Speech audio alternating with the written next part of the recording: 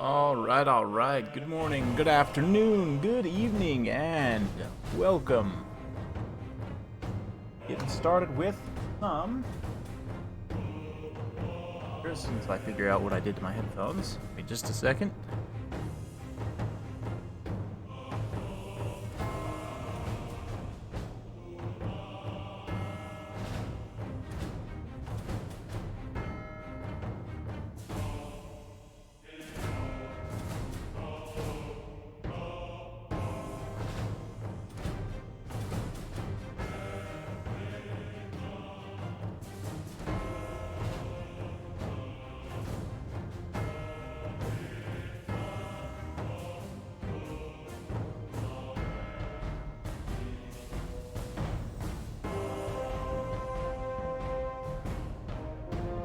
Okay, and we're good now. Looks like these guys are just about ready. We've got Noob for Life versus A-Move Hacker to start. And yeah, we'll switch on over to it. Gonna have some Lizardmen versus Dwarfs here. We got Wicked in the house. I got you on the list. Ronin, Mezcal, Thomas, what's up, guys? M and 10 hanging around earlier. Lord Benedict.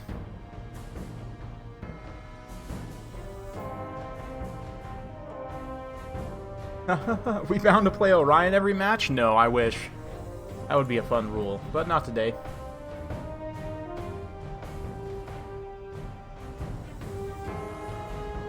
Yes, indeed. Yeah, you guys can see here, my list is on this top secret notepad here. Very, very highly classified information on this notepad. Just kidding. Very public information, to be honest. Any special rules? Not really. Just a typical banner tournament rule set.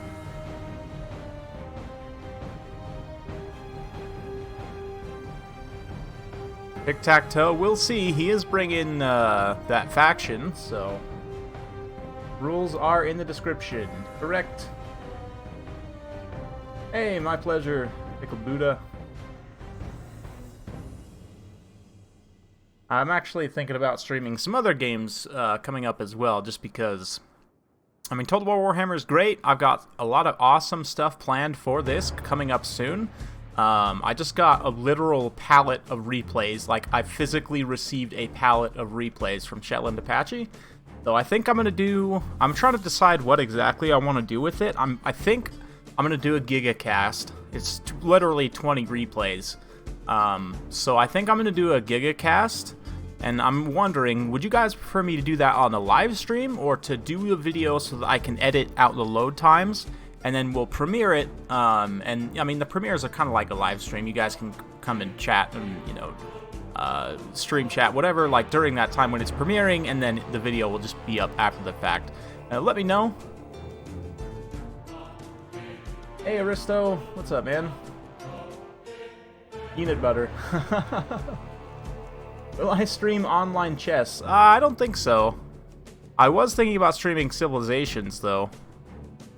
Maybe me and Wicked can do a head-to-head Civilizations. Something. Yeah, the 20 Engelbert replays. Exactly. It's from a tournament that Shetland had recently, where he had a prize for memeing, essentially.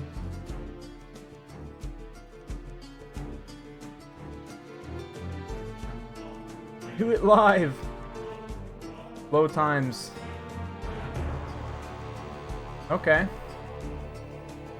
Oh yeah, Raptor. By all means, yeah. If you guys, this just goes for anyone out there. If you guys have good replays, I mean, I get quite a few. I can't always cast them, so I make no promises that I'll cast them. But if you have especially really good close replays, feel free to send them to me at any time.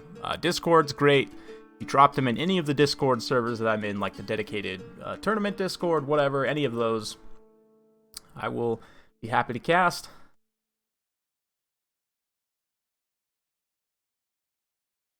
Civ 6 multiplayer, in my opinion, is a lot better. Civ 6 multiplayer, you can actually get through a game in like 2 days rather than like 3 weeks of playing straight. Like, the game moves a lot faster, and it's fun. I enjoy it quite a bit.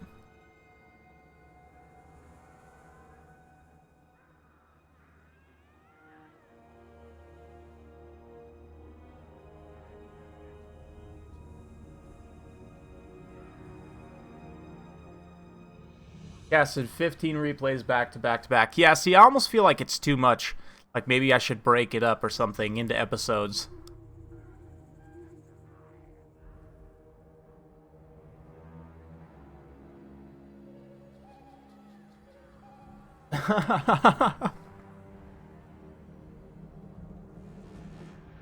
Should do team game.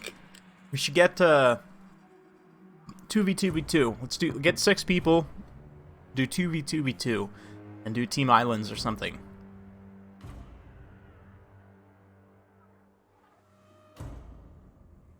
Just use Skaven tactics. Makes sense. So we're here on the Athel Tamara map. It's a pretty interesting one. It's well balanced, in my opinion. One person does kind of start a little bit closer to the top of the hill, but not exactly. I mean, it is pretty even for both players. Yeah, you've got kind of this woodland down on the side here where you can get some shenanigans going. There's this little terrain piece up on top of the hill. This little pavilion here counts as impassable terrain. It would be pretty cool if your guys could actually, like, garrison this and fortify it. I don't know, like, maybe get your archers and handgunners, like, up and filling up these cracks, like, shooting through stuff. I think that'd be cool. Anyway, let's have a look at the builds here. We've got, under the banner of what, I forget the name of this faction, to be honest. It's, Cold One Riders. We've got a whole bunch of Skink Cohort up front. Feral Stegodon. Skink Priest, Lore of Beasts. Very interesting. We've got 3 units of Ripperdactyl Riders. And a Vanguard Lord, it must be Tic-Tac-Toe. Very interesting. Noob for Life definitely coming in with a wild Tic-Tac-Toe. Not sure against this pick exactly against the Dwarfs. In theory, it's good. I mean, he's pretty cheap. Drops Fear Tepbox, pretty good. He's also got decent AP, good charge bonus. Just kind of a little bit of a flimsy Lord. Not a lot going on there. But as for the Dwarves, we've got, let's see, 2 Bolt Throwers here. Looks like some guns. Slayers. Ulthuar's Raiders. Regular Lord. We've got Longbeards up front. Yeah, more Longbeards. Longbeards with great weapons in the Grumbling Guard. Very nice pick. Good stuff. Hey, what's up, Hydro Franz? Hey, good to see you, man. No worries. Yeah, I've been doing a lot of extra streaming these days, but, yeah. Always good to see you. Team game?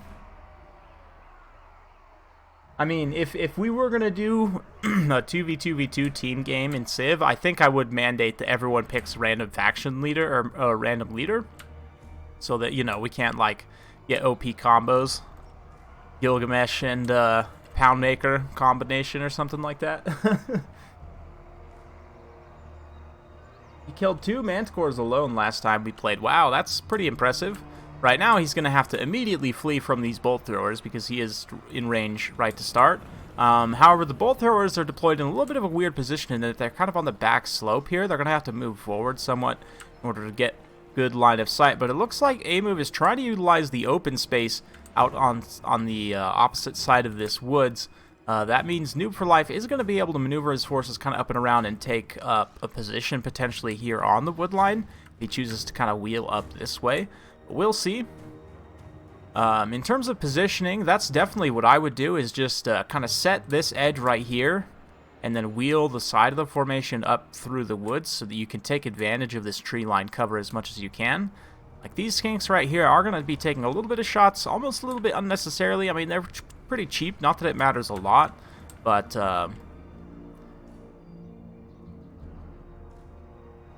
yeah. It's a good decision by A-Move on this map with artillery. A lot of people will often try and contest this area up here. I almost would have wondered, though, because of Flame Cannon's Arc of Fire, if you actually contested like a backside hill position here with maybe like some Slayers in the woods right here, put like a flame cannon right here and then just try and shoot up and over the top of the hill and force your opponent to kind of come down in this area. I almost wonder what that would look like on this map, but instead we're having an engagement over here. Looks like Tic-Tac-Toe is going to eat a few of those missiles. He needs to be careful. He has a pretty small health pool, so he's not super forgiving, especially to that gunfire there.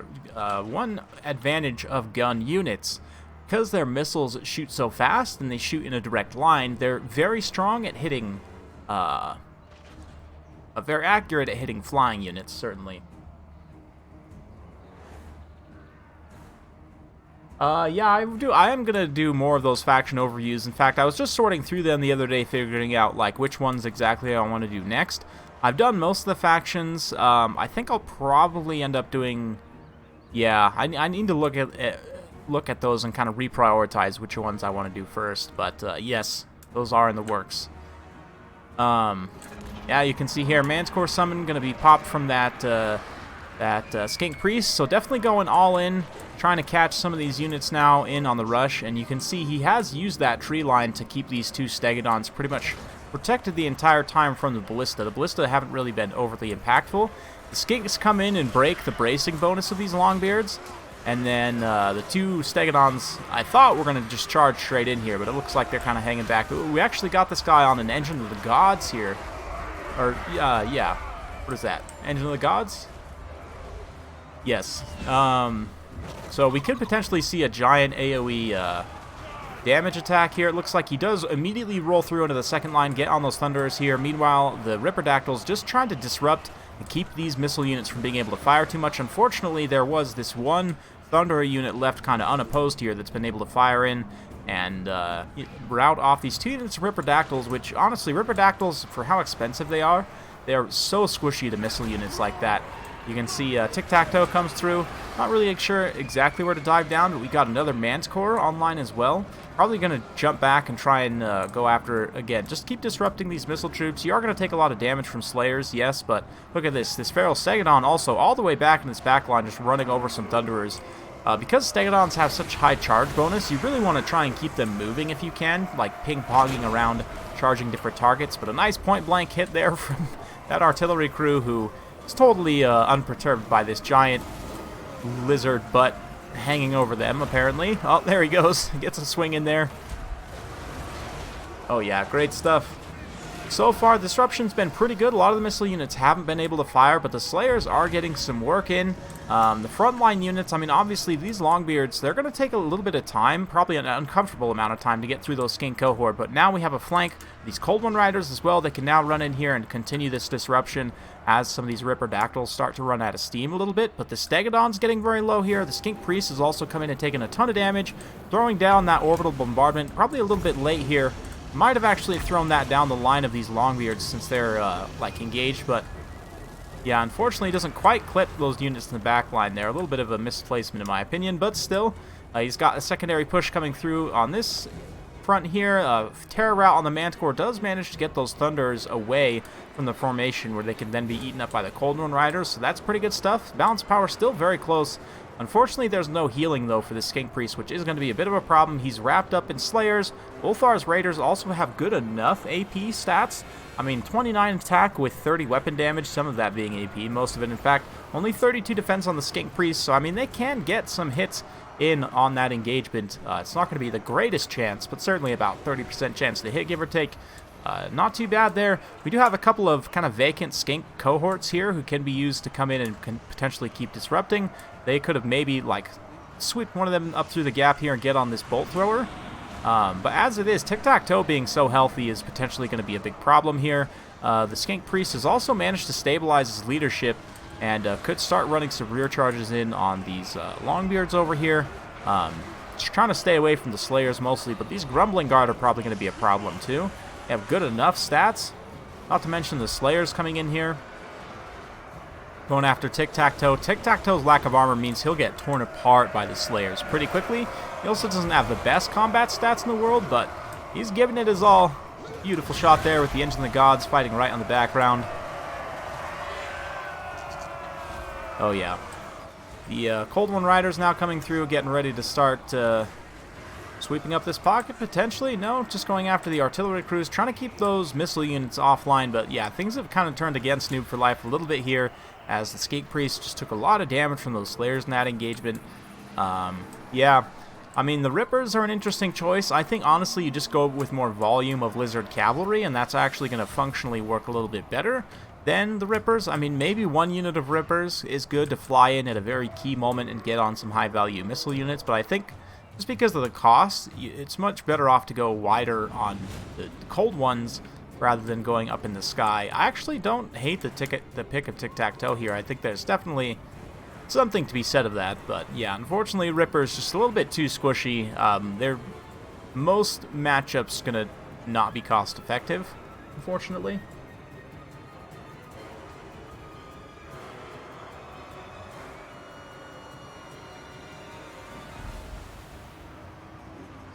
Yes, Hydrofrons. There was an earthquake, like a week ago. It wasn't too bad. It was what? 5.7, 5.6, 5.7. I mean, it was an interesting experience for sure. I had personally never experienced an earthquake in this area before, so yeah, it was all right. No major damages or anything, but yeah, that was a good game. Rippers, unfortunately, just not going to be cost-effective here. I mean, the Cold One Riders themselves, just I think in a greater volume would be a little bit better here, or even, I mean, honestly, the what are they? The Red Crests are not bad here either. I think they're definitely something to be said there. Yeah. It's 9 months since I made an overview video. Is there a reason for that? Not really. I don't know. I just kind of was busy with some stuff last fall and just haven't really had time or energy. But let me go ahead and on here. I'm gonna throw Namru, King of the Dead. I might have room for you. I'll go ahead and put you on there. So A-Move Hacker takes that one, and Raptor's gonna be up next. So I'll go ahead and PM you.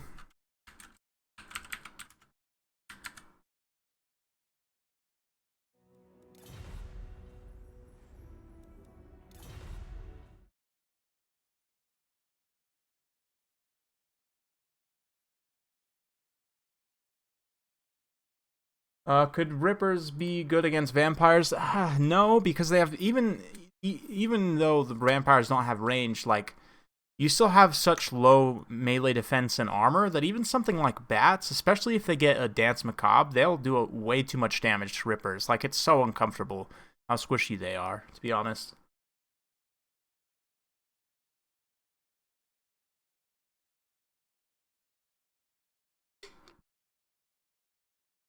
Yep. Okay, let's see here.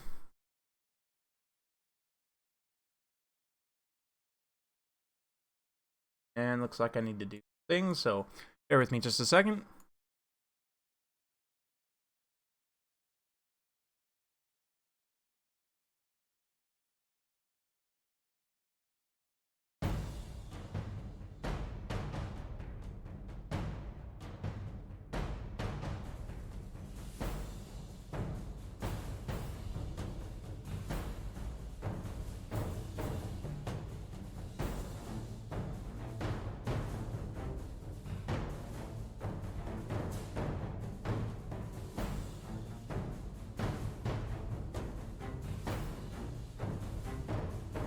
Ooh, sorry about that. I had to multiple sneeze and also get Raptor in the lobby here.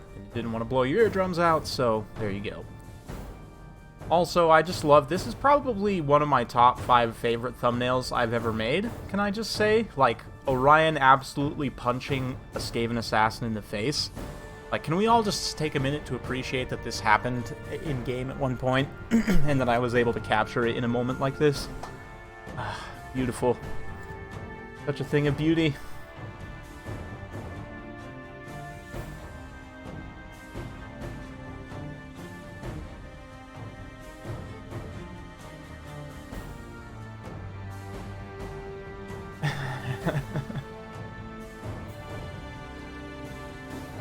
Yes, yes, this is a gorgeous thing, to be honest. That will be our screen blocker for today. Not that I need one necessarily, but okay, let's see.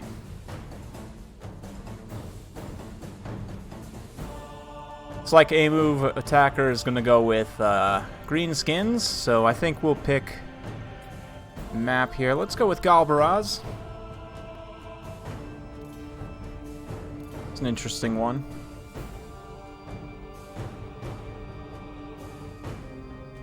King in the woods. Exactly. Get out of my forest.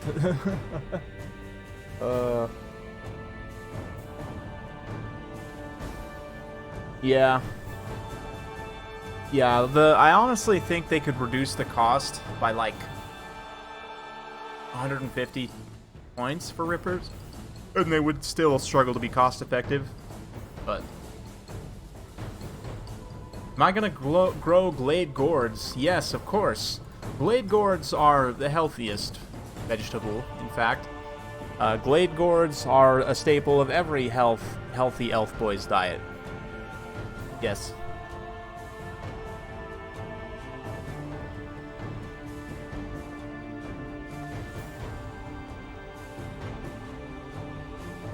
Glade Gourds. Looks like Raptor's gonna stick with the pirates.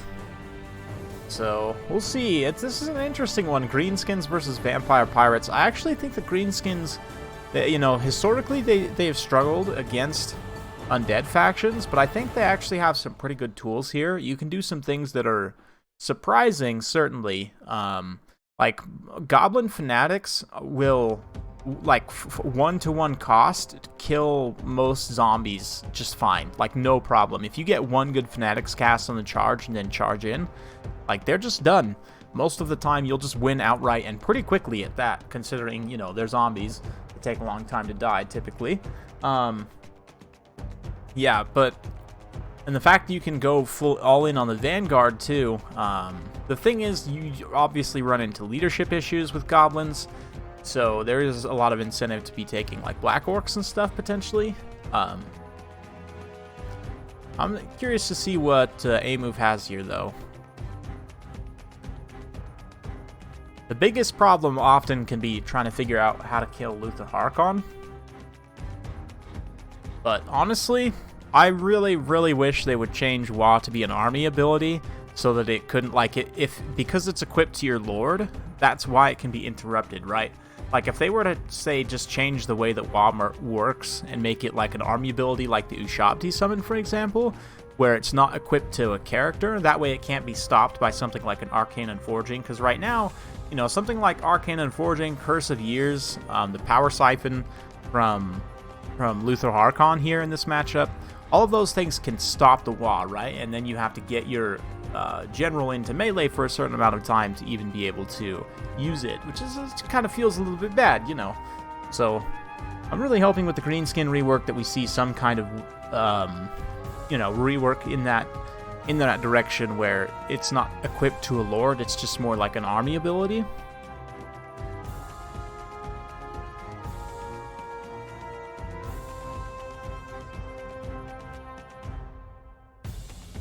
Yes, King of the Dead, yes. Yes, I got you. You're dead last, but I got you.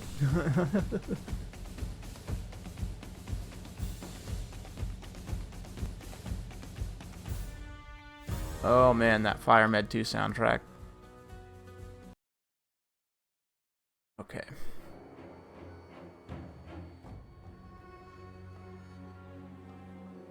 Alright, and would you look who it is? Of course, Luther Harkon on the field. We've got Fleet Captain of Vampires on foot. In my opinion, you almost always want to take her on the crab. That's just me.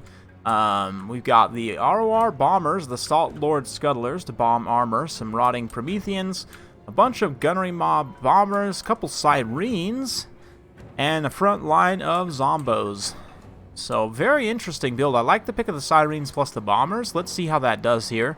Bombs away.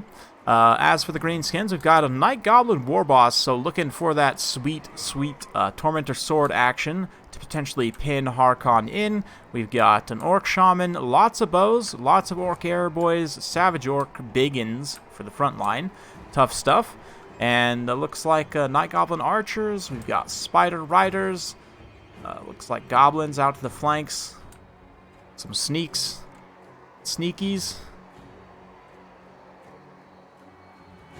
So let's see how this goes. The bombers are going to be an issue for sure for the Savage Orc Biggins here. Rely entirely on their physical resistance to resist that damage. I mean, 25% is okay. It's about the equivalent of having like 30-ish armor, 40 armor maybe, by the time you average out the damage probably. But, I mean, still, 0 armor means they're just going to take that full brunt right to the face. We'll see how this does.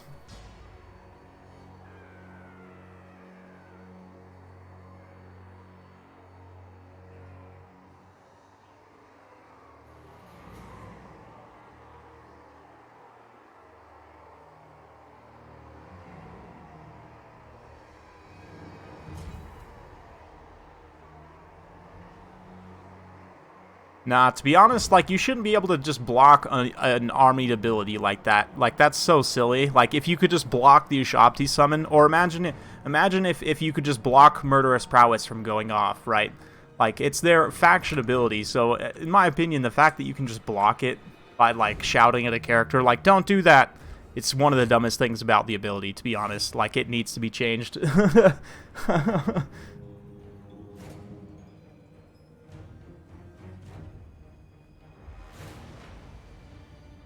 Well, let's see what we got here. Some kind of spell was just cast there. I'm not sure exactly. Yeah, I must have missed it. Oh, looks like it was a Brain Burster on those Sirens. Okay. Alright. So, Noctilus, sorry, not Noctilus. Harkon came in, did a little bit of scouting, but the War Boss wasn't quite able to catch him with that Tormentor Sword. But you can see the Bombers coming forward here. The Salt Lord Scuttlers don't actually have any, armored targets to go after for their armor sundering, so that ability is going to be more or less useless here. You can see A-Move's also maneuvering these Zerkit Squigs up and around the side here. We've got the Goblins activated as well coming in, so a nice kind of surround here.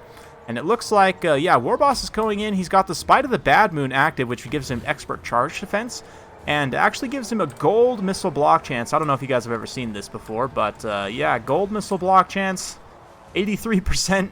The Savage Orcs run in there and just do a ton of damage to the zombies on the charge. The Bombers are going to come in and start showering on the flank there. Meanwhile, the Greenskins missile units returning fire, going after Harkon there. The Durkit Squigs charge in, though, get a beautiful engagement on those gunnery mobs, but look at the damage of the Bombers there. I mean, it's doing quite a bit to the Savage Orc Biggins, but 10 and 10 coming in with the 15. Hey, thanks, man. Some love for the channel. Yeah, man, that's an absolute pleasure. Salt Lord Scuttlers getting showered in fire here. They're low HP means they'll take a lot of damage from the high missile damage of those Savage Orc Arrow Boys, but this flank being broken up pretty badly there by the Vampire Coast. You can see now the wall being popped all across the board. That nice damage spike as these Savage Orc Biggins start to pump into those rotting Prometheans there. The Sirens kind of got into the back line, but they're Tormentor sorted. They're Fists of Gorked. Let's see here. The Goblins actually got Fists of Gork. They have magic damage, 50 attack, 50 defense. They're just pummeling those Sirens. So this is probably the best engagement I've ever seen Goblins take, like regular Goblins. That was a super cost-effective use of that Fists of Gork there, and exactly what the Greenskins need to take those ethereal units down. That being said, you know, balance power is still pretty even at this point. These Gobbo units have yet to get engaged, these two ROR Gobbos, so they're going to be coming in on the flanks, potentially dropping some hot fanatics here, especially from these 8-peak loons as they come in and try and engage those bombers there, getting a good charge. Let's see, will they get the fanatics off? They're going to take some bombs to the face, but thankfully they're unbreakable, and they're faster than those zombies anyway, especially with the poison, so there's no way those bombers are getting away. Yeah, I don't know. They managed to take a little bit of damage, but not too much. Meanwhile, the Sirens pushing up and around the flank here. They've got magic damage, Invocation from Nehek, nice and healthy. Oh, this is a huge problem, though. Didn't even catch that. The Orc Shaman comes in, gets gooned by Harkon, which is a big issue. They needed that magic damage to finish off the last of the Sirens. Potentially, there is this one unit of Sirens still, so we'll kind of see how that plays out there. Yeah, the Savage Orc Biggins, though, doing a great job. Now they've got this fleet captain surrounded after the zombies crumble away there. She has pretty low armor. You can see she takes a lot of weapon damage there. The hunger will help her kind of sustain in that fight there, but the Savage Biggins potentially could win out. Meanwhile, these Unbreakable Goblins got rear charged by deckhands, but they care not. They will continue fighting there. A few Goblins also. But over in the main fight here, you can see Harkon finally had to stop chasing the Orc Shaman. That Orc Shaman's probably going to come back from route, but because this Night Goblin War Boss is kind of hanging around this very strong missile presence here, he can then come in and use that Tormentor Sword to freeze Harkon in place, get that nice kind of missile defense there, and the Greenskins are actually pulling ahead on the balance of power here. Savage Orc Biggins absolutely pummeling those Sirens just because of the high weapon damage here. I mean, the physical resistance certainly helps, but the high weapon damage means they'll still get consistent damage on the Sirens, and a beautiful rear charge as well. Of course, that crumbling damage is another way to consistently deal damage to them, even if it is only a little bit. You can see Harkon finally decides, you know what, I'm going to chase that Orc Shaman all the way off rather than coming back to help any of these units, and that may prove to be a mistake at the end of the day. This fleet captain here actually has done very well against these Savage Biggins, able to keep herself you know, healing with that, what is it, the Hunger there, Power Stone, able to get her a little bit more Winds of Magic, a secondary Zombie Summon, trying to keep her safe there, but honestly, she's so isolated here, this Night Goblin War Boss should just roll back on his squig. I mean, she's literally like the only one back here. Just go pick her off real quick. That's going to leave Harkon more or less alone up in the air, and I really don't think that Harkon himself can solo this entire army. I mean, I guess it's a vague possibility, but the last of the Rotting Prometheans getting absolutely hosed by Orc and Gobbo missiles there. And the Greenskin's able to take a pretty commanding lead, but Harkon's coming in from the other side. Meanwhile, the Unbreakable 8-Peak Loons here, sorry, the Warlords boys, the 8-Peak Loons are coming from this side. They're coming in. Yeah, good stuff. Very Sacred Fisters. Yeah, that was a great cast there. Very heads-up play. And yeah, the Orc missile line now, just with the protection of this Gobbo, with it holding up his nasty little Tormentor Sword, ready to freeze Harkon in place. You can see him maneuvering very well. Beautiful positioning by A-Move here. Try and get him frozen in, and you can see that Noob for Life just has nowhere, or sorry, not Noob for Life, a Raptor rather, has nowhere to land here with Harkon, because A-Move's just doing a great job screening, using that Spite of the Bad Moon too to give expert charge defense, meaning that if Harkon were to charge down while that's active, all those units in the AoE would have that expert charge defense, but it looks like he might go for it. Use up a breath attack here. That's going to be a bit of a swing and a miss there, as A-Move is able to dodge that one away. The fleet captain's at her healing cap at this point, but oh no, is the Tormentor Sword off cooldown potentially? Hornswaggle, nope, there's the Tormentor Sword. Frozen Luther Harkon in place, and now the missiles can all get a good kind of focus fire here. Come on, boys. Let's go, lads. It's time for the DACA. Maybe. They're a little hesitant about shooting their own boys, but here we go. There's the sheets of fire that I'm looking for. Absolutely killing quite a few friendlies, but looks like Harkon's been forced into crumbling there. Disintegration probably takes hold. And that's going to be victory for the boys. Very well played. A-Move takes his second victory there. Fights off the foul Vampire Coast. Yeah, Greenskin DACA line can be very scary indeed, and especially the Savage Orc Airboys are probably one of the best hybrid missile melee units in the game, to be honest. Very unsung heroes. Even the regular Orc Airboys, the fact they're so good against zombies, they have great missile damage against all Vampire Coast units. I really, really like the build from A-Move here. I also love when the Goblin War Boss beats like a powerhouse legendary lord like Luther Harkon. Like you want an underdog story? This is the ultimate underdog story right here. This little Gobbo with all of these Orc archers managed to beat Harkon like this ancient legendary vampire lord. Who would win? A Gobbo with a mean sword versus an ancient powerful vampire pirate king?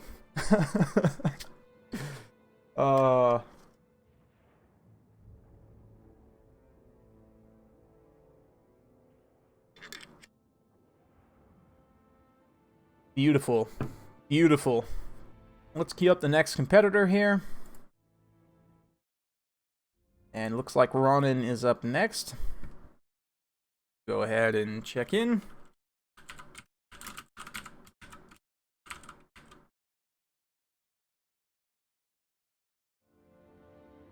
Cool, cool.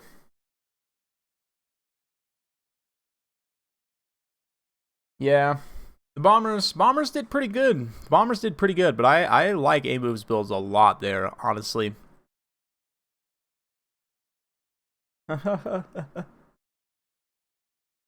GG.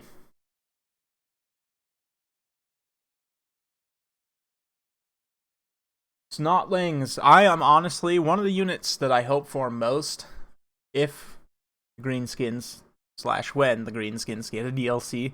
I would love Snotlings in any form, like Snotling Pump Wagon.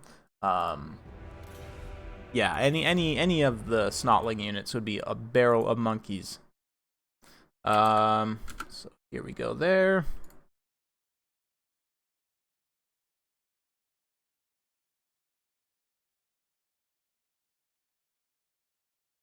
Cool. The Salt Lords. Yeah, I mean, if you would have had Black Orcs to shoot at, I think the Salt Lords would have worked a little bit better. I really think the Salt Lords you take for the armor sundering more than anything, and then you use it, like, you combine it with pistol units and, like, Hornswaggle, because Hornswaggle and Taunt both give minus armor, right? And the Salt Lord Scuttlers can sunder armor, so I would imagine that the best use for them would be synergizing all of those things to then use non-armor piercing guns and units to do good against armored units. Maybe? I don't know. But, yeah. Think you'll see Snotlings with Ogre Kingdoms. That'd be great. That would be awesome.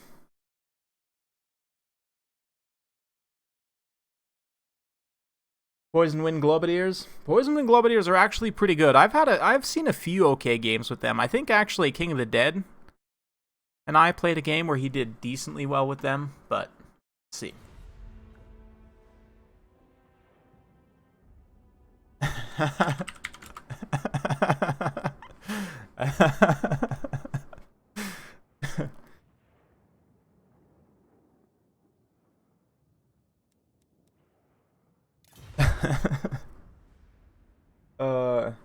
Noblars. Yeah, it's like hobgoblins are for the chaos dwarfs, right? Like they have hobgoblin units. So we'll see. But yeah, let me see if I can pull up a picture. The Snotling Pump Wagon is like, if you thought the War Wagon was a meme unit, like you know nothing. And apparently it's something that the developers at CA worked on at some point. Yeah, you can see this forum link here. Official leaked concept art of the Snotling Pump Wagon. Yeah, you can see there's some other concept art. This is from a post from a while back, last year. But yeah, you can see this is what a Snotling Pump Wagon might look like in game. But yeah, if they were to implement it, I don't know if they would, but considering they've already done work on it, and then this is we show this here. This is a tabletop model, right? If I can get the image here. Here we go.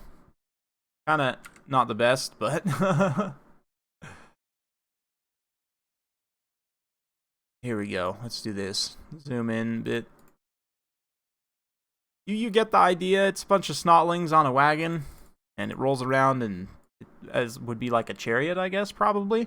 I don't know, honestly, but it's such a silly thing to do. I think it deserves to be in game purely based on its silliness.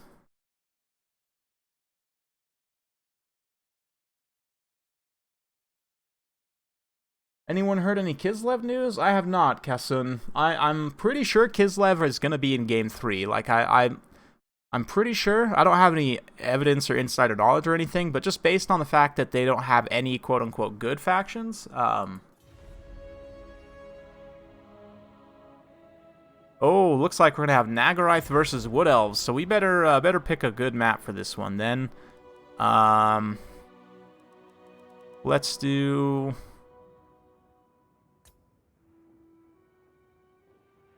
Harrowed Ridge. This is an interesting one. Snotlings are weak to tissues. Yeah, Yeah, I think Kislev will probably be in Game 3 just because there's no other quote-unquote good factions in that geographic area. So, like, in terms of the game's marketability, I think they need to have at least one good guy faction. So, yeah, I think that's probably what we'll see there. They added an update for Kislev units in the tabletop reboot. Interesting. I'd say that's pretty good evidence there. Aw. Sad, Aristo. Yep, I remember that. You used to be able to access them in quick battle. Through certain means.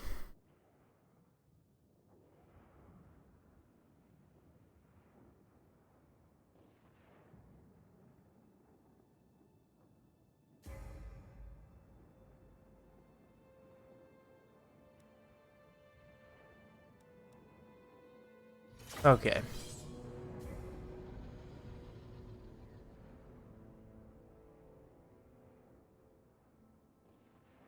Lawn Gold, get out, Aristo.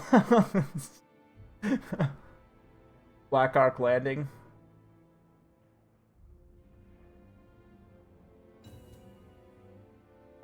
Well, Goldva, I am currently in the process of making a video where I prove mathematically that crumbling is extremely overpowered. Like, it's not even me, it's not even my opinion anymore. Like, it is fundamental mathematical truth. Right? Like, in the same way that, like, we understand that gravity is real, like, we now understand that crumbling is overpowered. It is an irrefutable scientific fact. Right? Like, based on the evidence that I've uncovered, there is no comparison to crumbling and routing. Like, it's just not even a game mechanic. Right? So, yeah. That's in an upcoming video, though. I don't want to get into it too much today. How about Cathay for Game 3? I think that's highly unlikely, honestly. I mean, maybe. I guess it's not a never say never, right? But I really highly doubt it. I really don't think. Because that's never been covered, really, by Games Workshop. Like, the Creative Assembly would have to invent so much. I don't see it. I don't know. I do think we'll see Chaos Dwarves. Absolutely. Yes. Yes. But not before Game 3. Yeah, I do think we'll see them in Game 3 for sure.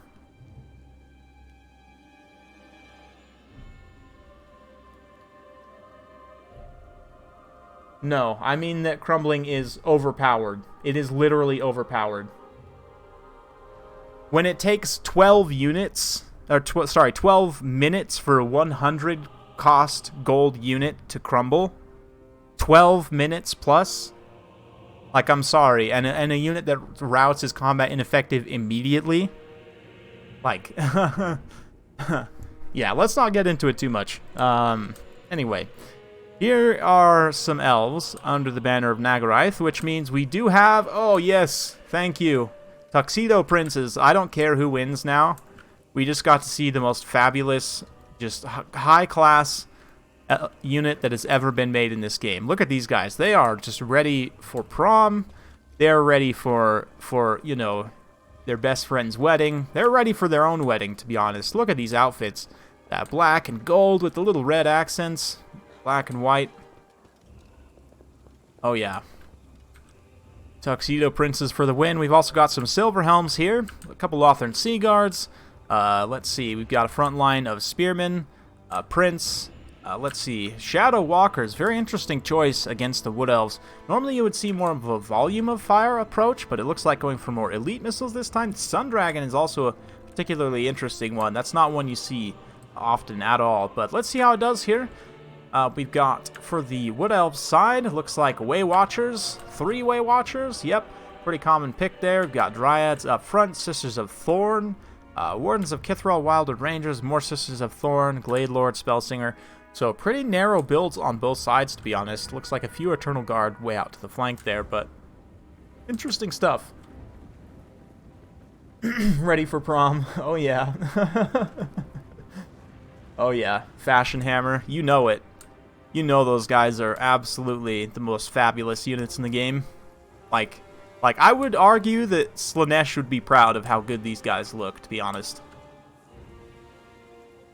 Like, oh man, beautiful. Sigvald is jealous of their armor, to be honest.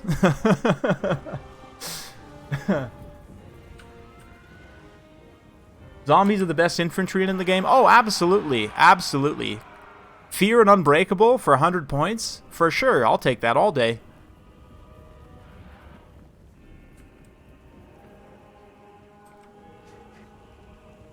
Yeah, if undead units just routed like normal armies, all the undead factions would actually be really bad, I think.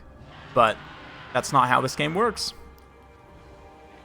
And not that I think that is the solution. Like, I definitely think that crumbling needs to be a mechanic. Like, you need to have that flavor of undead units still fighting, you know, and not caring about losing limbs and so on. Like, that's loreful, that's flavorful, it's thematic. It still needs to be a thing. It just needs a big rework. Like, it needs a serious rework.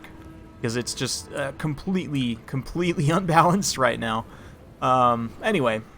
You can see a nice skirmish fight happening here. The Shadow Walkers are taking relatively good damage, actually. Not trading cost effectively at all, really, into those Way Watchers, to be honest.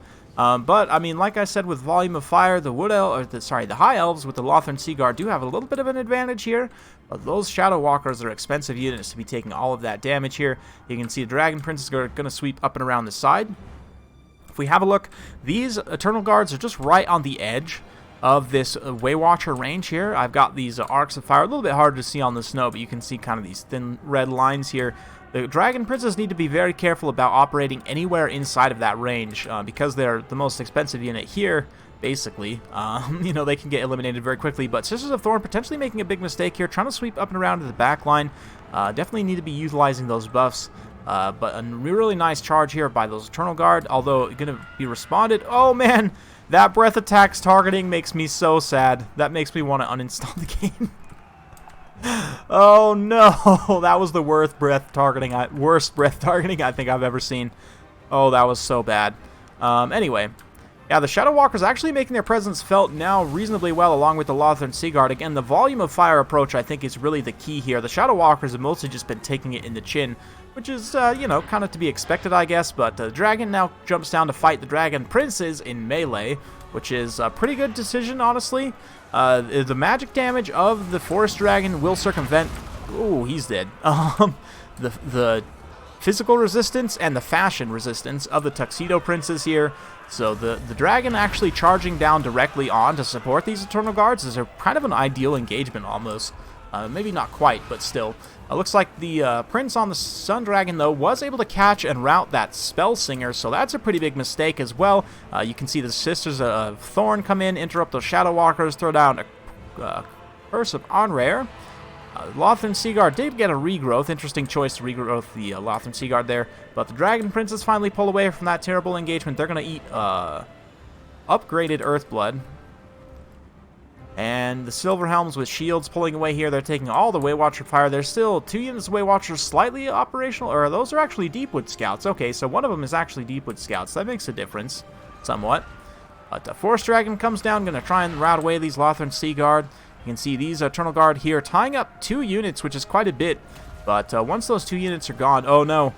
The Tuxedo Princes, Prey of Anathema once again, fighting Sisters of Thorn. The Sisters of Thorn just holding him in place while the Dragon comes and says, "Screw your fashion." It's like the hippie kid interrupting the prom, you know. Like the Sisters of Thorn and Dragon Princess were having a nice dance, and then here comes the hippie kid on her giant dragon, just ruining the whole thing, and wrecking, you know, all the drinks and just flipping over tables and whatnot. Anyway. Lothern Seaguard fighting here. You can see the Prince, though, is coming back on his Sun Dragon. You know, the prom Prince here, if you will, with his fancy red Camaro coming to chase away the hippie kid. But the Way Watchers are doing okay still. You know, they definitely got a few models. Even 25 models are still pretty dangerous. The Lothern Seaguard are just about out of ammo as well. The Spell Singer managed to come back and get reunified here with the Glade Lord. Honestly, the Glade Lord probably will beat the Sun Dragon. I don't know. Sun Dragon does look like it has a little bit more weapon strength.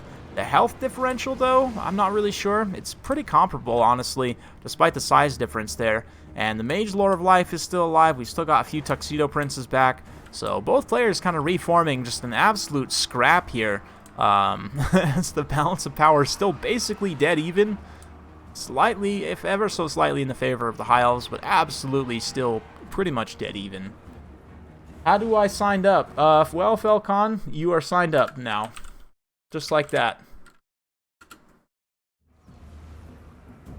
Looks like we got an Arrow of Kronos going in, trying to hit that Mage of Life. Didn't quite do enough, but yeah, she's got the Starwood Staff, Book of Hoeth there, keeping her health and leadership. The nice thing about the Prince on the Sun Dragon, too, fire damage, of course, for all High Elf Dragons.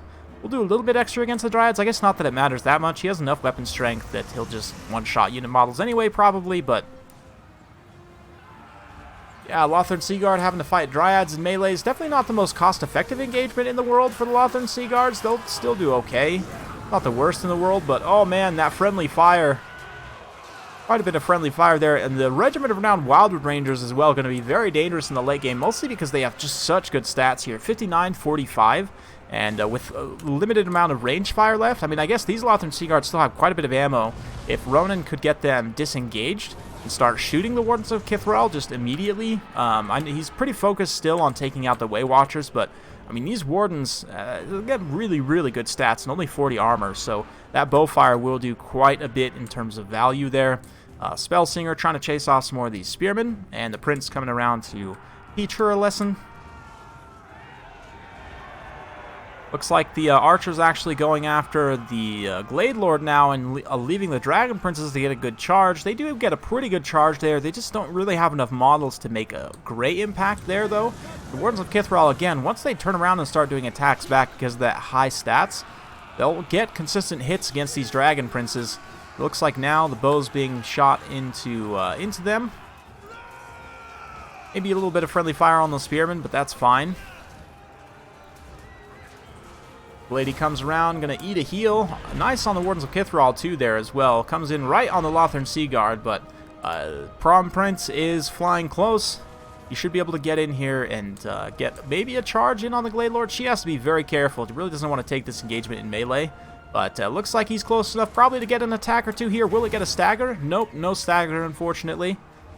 The Spellsinger also comes down, interrupts while we get a rear charge from these Dryads. Both players just absolutely scrapping to the last here. Got a few Way Watchers back from route. They don't have any more ammo, so they're really not going to be much contribution here. But you can see the Wardens of Kithral still fighting.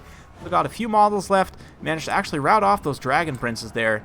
And the Prom Prince is just struggling to catch the Glady here. Oh, nice Arrows of Kronos. Good hit. Solid contact there. A nice response, though, with the Earthblood there from the hidden Life Mage.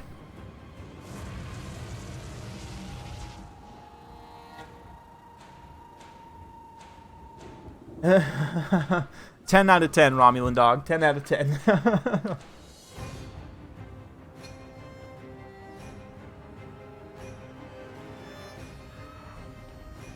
Yes. Yeah.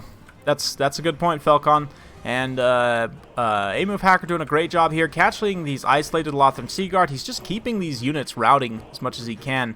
Most of the Wood Elf units are shattered. There's just really a couple Lothern Seaguard here, so yeah, great use of these Way Watchers to kind of chase these routing units off. Definitely going to be a bit of a patient game as we move into the late game here, but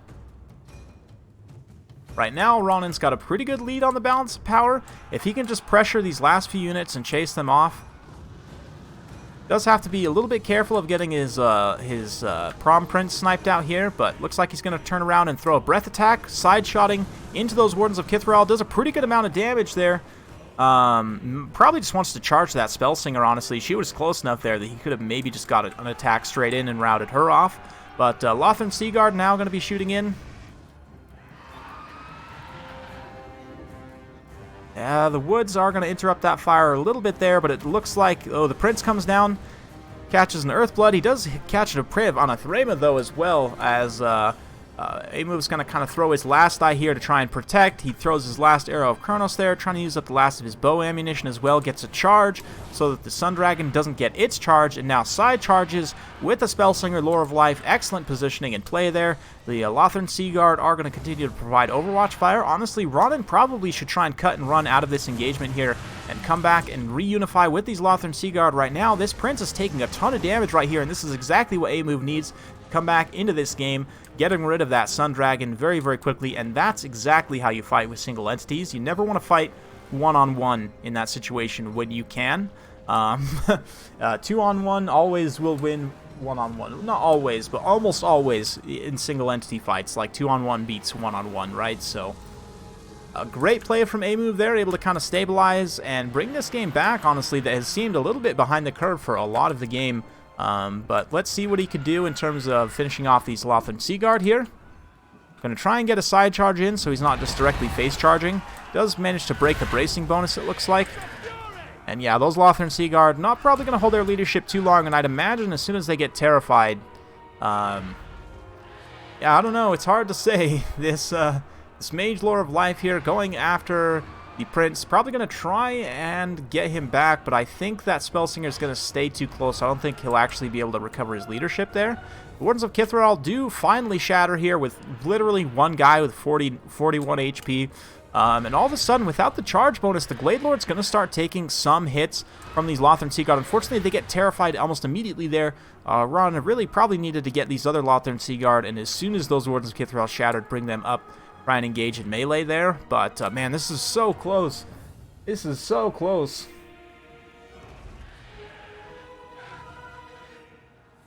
Wow. I don't even know what's going on in the chat anymore. You guys are talking about pizza.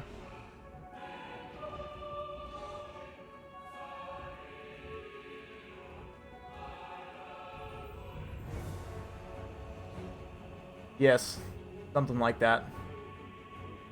Are we talking about food tier lists now? Because clearly, I mean, pineapple on pizza is only viable with barbecue sauce builds. And don't even at me about this.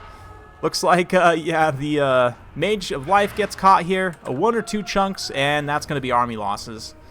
So what a game, man. What a game. A-Move able to sustain there. Weather the assault quite well. Keep things fighting. And, yeah, honestly, I think maybe not chasing the Spellsinger all the way off might have cost Ron the game there. Because if he had chased that Spellsinger all the way off, I mean, granted, the Sun Dragon wouldn't have been able to support that frontline engagement quite as soon, but likewise, you know, the Glady wouldn't have had the heal sustained to kind of last into that late game. Oh, that's an interesting one. Very good game, though. Very, very good game. Wow, that was super close. How about that, huh? Whew.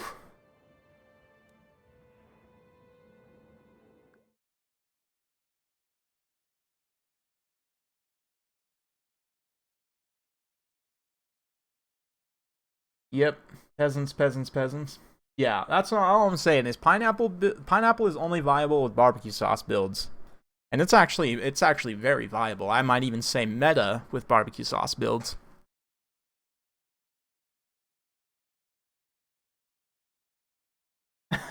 Everything you just said is a sin against human cuisine.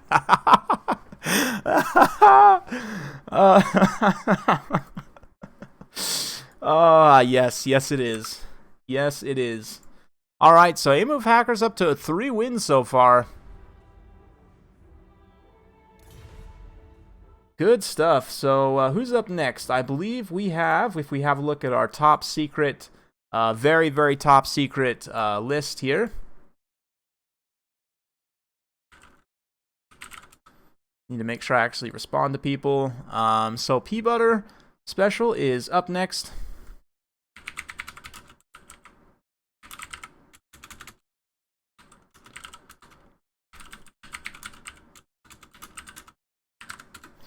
And then we've got Wick D after that, Namru, King of the Dead, and then Felcon. That's the list so far. So far, A-Move Hacker has just been hacking everyone. So it's just King of the Hill format.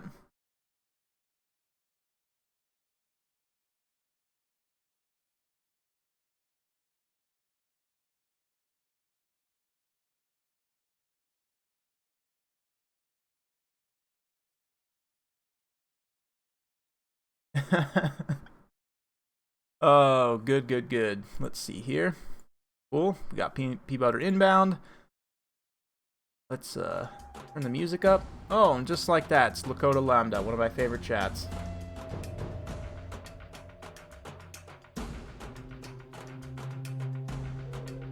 So, just King of the Hill. We're just doing King of the Hill battles. So far, Amove Hacker has managed to retain his title through 3 games. So he's got a 3-0 lead here. In fact, I think I can maybe organize things a little bit better here on OBS. I want to say I had a setup for... Nope, not that. There we go. Nope. Hang on. There it is. That's the one. Okay, so... do this.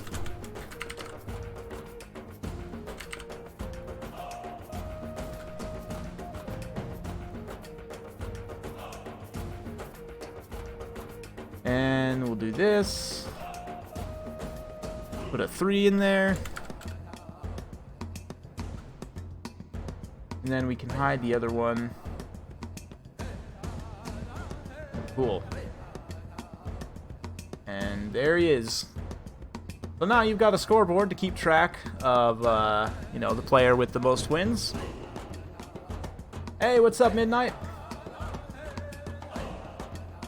Should have gone with Lithnar against Wood Elves. Hey, thanks, Midnight. Appreciate it, man, with the tenor coming in. All lords except Lithnar should be removed from Naggarith. That is hilarious.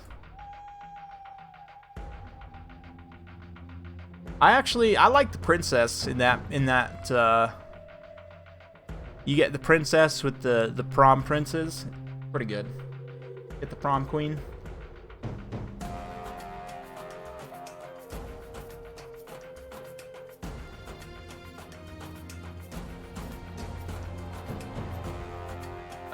Ronan, from my perspective, I think I mean, it was a super close game, so granted, like, literally a few different RNG rolls, one way or the other, might have changed the outcome of the game. In close games like that, like, legitimately, it can come down to RNG, like attack rolls and stuff. So don't feel too bad about the loss, first of all. A loss that close, you should never, ever feel too bad about. Like, there's always things you can do differently and improve on, absolutely, but, like, a loss that close can come down to purely RNG. That being said, I think the mistake, from my perspective, I would say, is fighting at the very end, fighting the Spellsinger and the Glady at the same time. In single entity fights, you never want to go 2-on-1 if you can. Like, I was saying, you needed to fall back to your Lothern Seaguard and try and, like, just fly around them, honestly, and just use the missiles, to wear them down a little bit more, and then if they charge down, then you can rear charge them. But I think just taking that 2-on-1 fight there, and granted, I think you got Prey of Aneth Raymond into it, so it's not like you necessarily took it, right? But I think, like, as soon as that Prey of Aneth Raymond wore off, you maybe should have tried to pull back to your Lothern Seaguard. I don't know. It was a tough situation to be in, for sure, but yeah.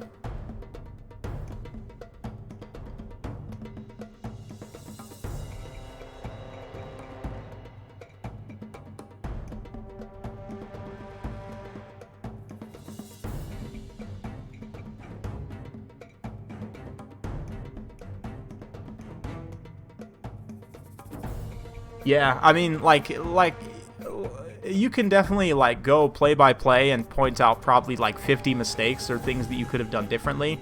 A lot of those, honestly, some of them will be tactical decisions, like one might not have been better than the other. But, I mean, in a close game like that, like, it can come down, number one, to those small decisions. So, absolutely, if you want to improve, I mean, you definitely should rewatch it and go over those. But, like I said, it can come down to literally, like, a couple attack rolls, like, you know, missing a couple attack rolls on a single entity fight, or, like, in that single entity fight at the end, when your dragon fought the eagle and the glady, like, they got pretty lucky. I'm not gonna say super lucky, because it's not like the attack roll, like, their chance to hit is pretty good in that situation, but you did get a little bit unlucky in that they got like 4 or 5 hits in a row both, I think. I'd have to go back and rewatch the replay exactly, but like that's a little bit of RNG kind of, you know, screwery right there. But anyway, I probably should change the map.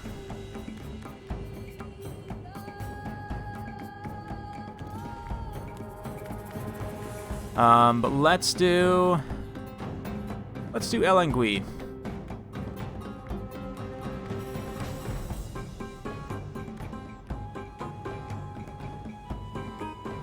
All mistakes can be traced to not taking a Lithanar. A dragon tier list? That sounds like a great something for someone to do that's a particular fan of dragons. Or just a flying monster tier list in general. Yeah. A lot of good flying monsters. So we're gonna have Coast versus Lizardmen. The more Coast. Let's see what a move hacker can do. This is potentially one of the tougher matchups for the Lizardmen in my eyes. Coast armor piercing missiles are very strong here, obviously, but Temple of Huanchi next map.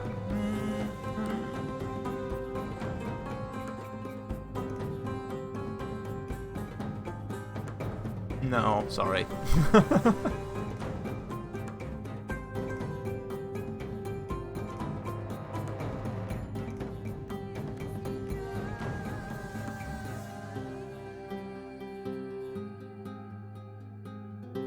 Cool. I also probably, I don't know if anybody's tried to donate through Streamlabs. I guess I could probably have a look here. I do have the link technically in the description, so...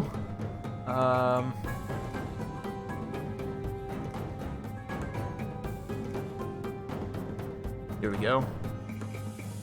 Nothing so far, just in case though. Like, had quite a few new subs.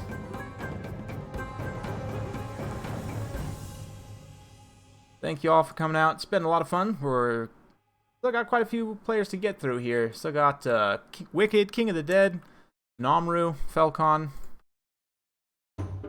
So yeah, a lot of good players still to come. Stay tuned.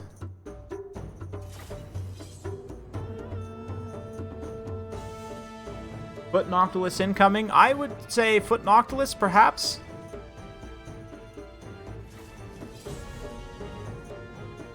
Oh, no, wait, he banned Coast. He banned Coast, bringing Skaven. Okay, I misread that. I thought he banned Skaven and was bringing Coast. I misread that. My apologies. Actually, it looks like we're going to have Skaven versus Lizards, which is very thematic and awesome.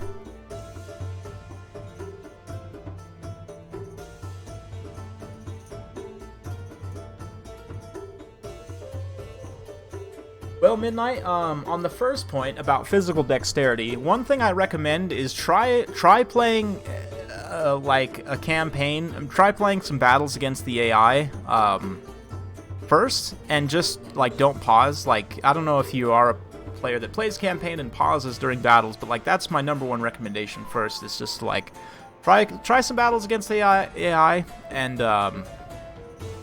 and also, if you're worried about jumping in and getting cheesed on ladder, which is definitely a possibility, unfortunately, if you want to drop a link, or maybe one of the mods, or I can probably, drop a link to the Noob Hammer Discord. Yeah, let's do this. I think I can.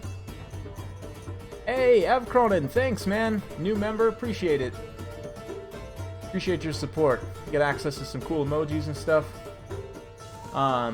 So this is the Noob Hammer Discord. I highly recommend you join here. There's other newer players that you can find who are going to be, you know, in a similar situation to you, who you can play. They'll have, you know, you'll be able to pick up good tips and kind of learn. A lot of great resources there. So I generally recommend that's a good place to start. In terms of learning the race rosters, that's something that honestly just takes time.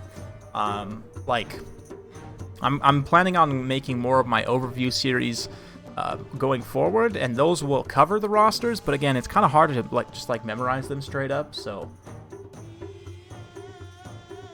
yeah, and imagine how sad it made me as a Bretonnia fan to make that tier list. But yeah,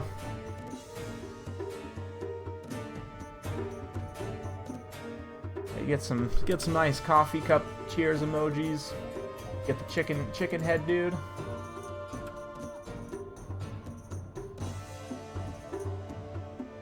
Thanks, man. Much appreciated. Yep, Raptor, yeah, and like I've known, there have been actually a lot of newer players who I've been really impressed how quickly they're able to pick up and like get to a level where they can compete even in tournaments and stuff pretty confidently. There's been quite a few newer players coming through recently that I've been like, I haven't heard of this person before, but yet they impress me quite a bit in game. So yeah, it's a really cool community.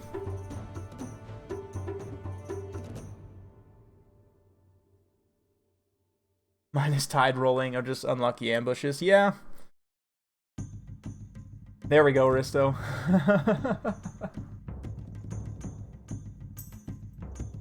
Yeah. Yeah, Bretonia somehow, like, is the only faction in the game that doesn't have answers for armored infantry. Like, literally every single other faction in the game has answers for armored infantry, and Bretonia does not.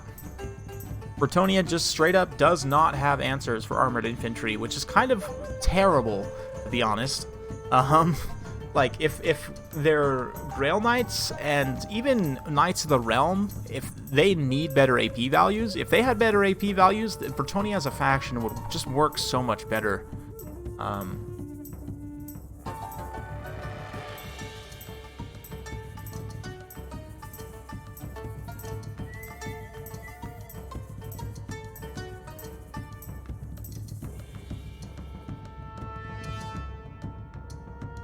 Yeah, factions I recommend for Lizardmen. Yeah, factions I recommend for beginners are Lizardmen, Tomb Kings.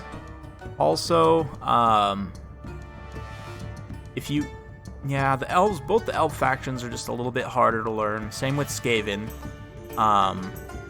Chaos is reasonably easy to learn. Greenskins are somewhat easy to learn, not necessarily, because you have to worry about getting Lord sniped basically all the time. But anyway, Foot Squires are so bad. Questing Knights are one unit, and they're cavalry, so their models get killed by everything in the game.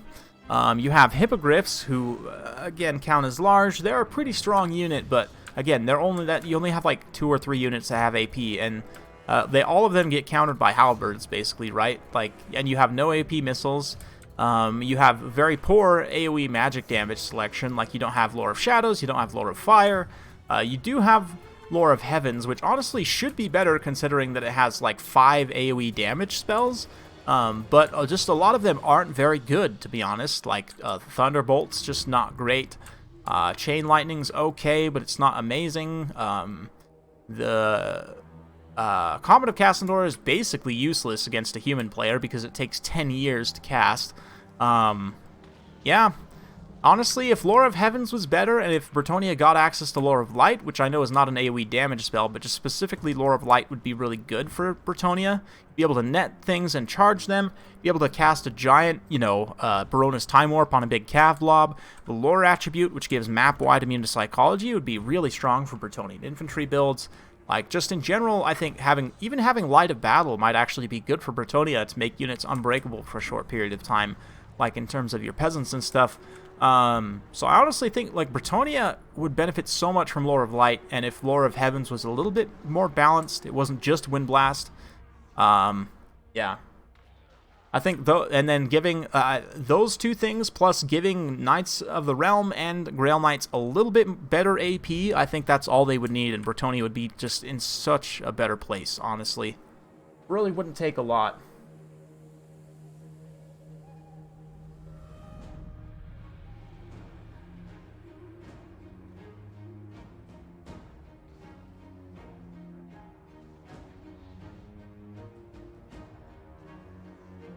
Anyway, let's have a look at the builds here. For the Skaven, I spy Queek Headtaker, pretty good choice. We've got Clan Rats with shields, a bunch of Skaven Slaves Slingers, we've got a couple of Hell Pit Abominations, Clan Rats, Rat Ogres, Storm Vermin in the center, more Clan Rats, Eshin Sorcerer, pretty interesting choice, so no summons, I don't think. Definitely looking for more like melee potential. The idea here is probably going to be to cast Brittle Bone, maybe use this trophy heads as well. Go after big monsters. If I can get the spells on that guy. Come here, bud. Ashen Sorcerer, here we go. He's got Concealment Bombs, Armor of Darkness, Warp Stars, so there's no... Armor of Darkness is pretty good for the Hell Pits to protect against missiles, especially. We don't see Brittle Bone, unfortunately, which would have been a good debuff to kind of combine with the Hell Pit Abominations, potentially, but let's see. Got Tic-Tac-Toe up in the air here, Pawhawks, Sentinels, Chameleon, Skinks, Umbral Tide, so a nice kind of skirmish build here. We've got Skink Cohort, Skink Priest, Lore of Beasts, Pterodon Riders, more Chameleon Skinks, whole bunch of Javelins, and way out to the side here, we've got more Javelins, a single Pharaoh Bastildon for Terror, Red Crests, Skink Cohorts, Chameleons, Hopox Cohorts, and they're off. You can see right away, A-Move Hacker is going to be maneuvering his massive kind of horde of Skinks and such here up and around. He does have Pharaoh Bastildon on this flank as well, so a couple of good Terror options.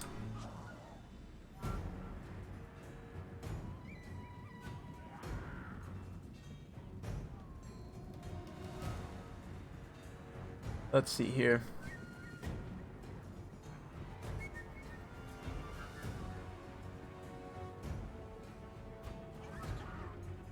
Foot Squire variant with AP longbows? Maybe. I don't know.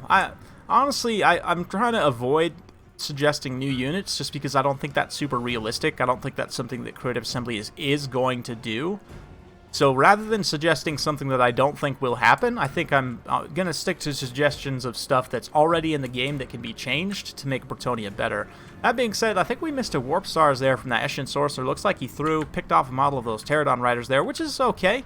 You know, kind of eating away at the Lizardman's numbers here a little bit. This Lizardman build is exceptionally wide.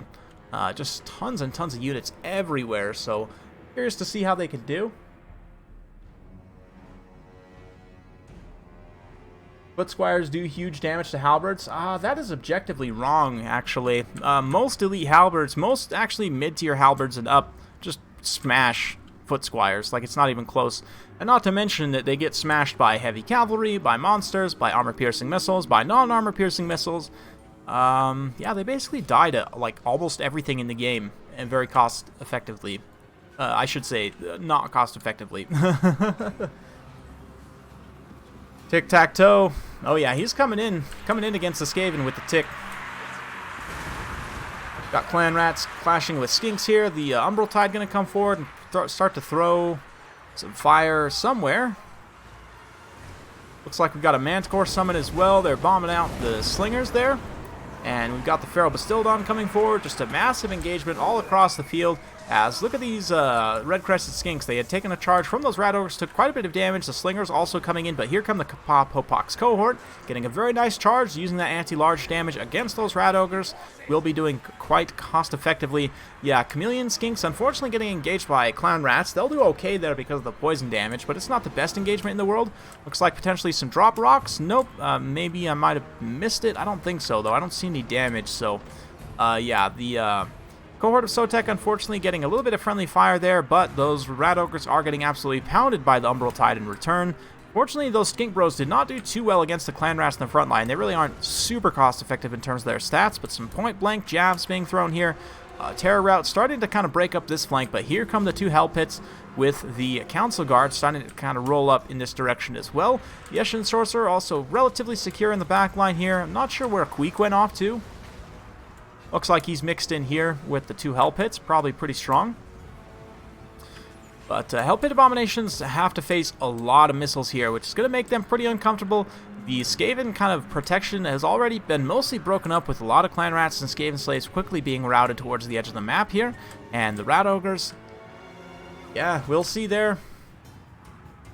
Looks like they're kind of getting chased off. They're trying to get into a protection position, but Tic-Tac-Toe comes down, starts to massacre them. Just absolutely. You can see the Hell Pit Abominations here. Looks like they got engaged by a Pharaoh Manticore, and in particular the Umbral Tide will be very, very strong with that extra fire damage because of the regenerations of the Hell Pits there, them being weak to fire, and all that jazz. And yeah, you can see the Lizard pressure just coming through, and the Skaven's leadership just not really able to hold up against this kind of terror and numbers assault here. the Skinks having the speed to actually chase Skaven units relatively effectively here. And this is all the missiles, all the poison missiles, all the javelins, all the flaming breath attacks. Looking pretty good.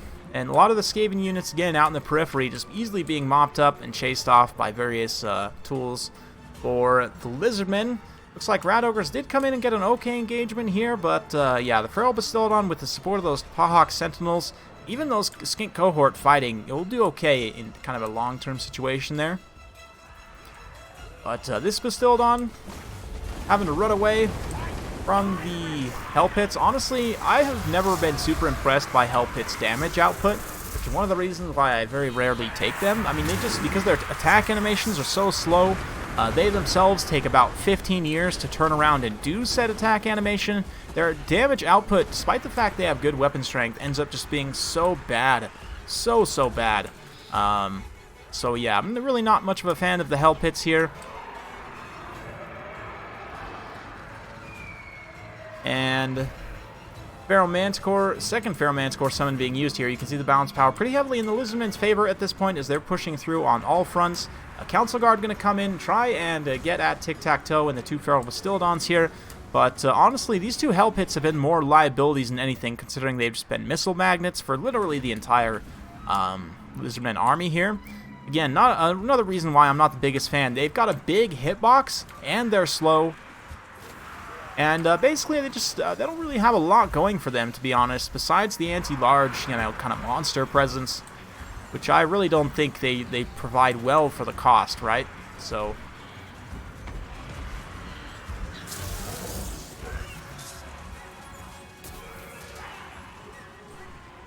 tell me, please, how you can win Norska for Empire? Like as Empire? Knights of the Blazing Sun is how you win. Literally, that's the answer. Keep them alive. They'll kill everything in that matchup. So,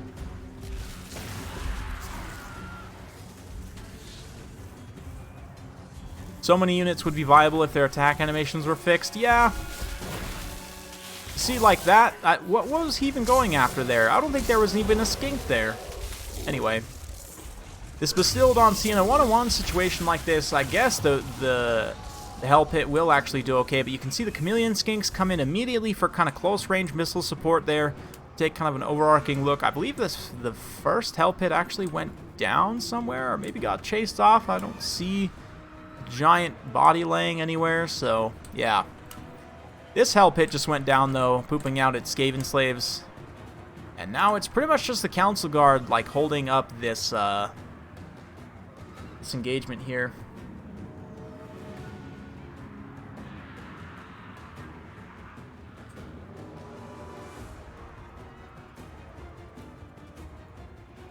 I disagree. I think their cav needs to be, well, Rusty Knights are already really good.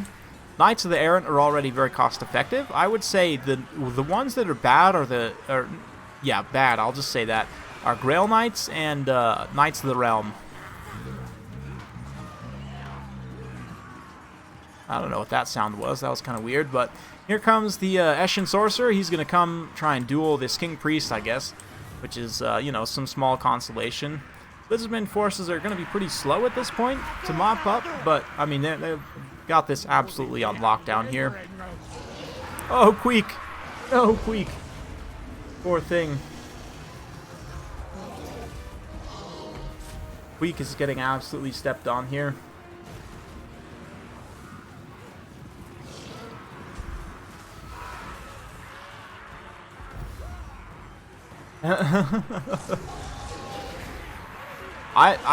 Knights of the Realm, I mean, don't get me wrong, Knights of the Realm are good, but again, they're not good against armored infantry. Like, what do you have that kills armored infantry? Like halberds. You just don't. And if they had a little bit better AP values, they would be better at rear charging halberds, which would be a viable strat. But right now, it's just not really. I mean, it's just, you end up taking, whoa! Whoa, I forgot how much that drop spear of Tepok does. Wow. Tic-Tac-Toe coming in with a nuclear airstrike there. Woo.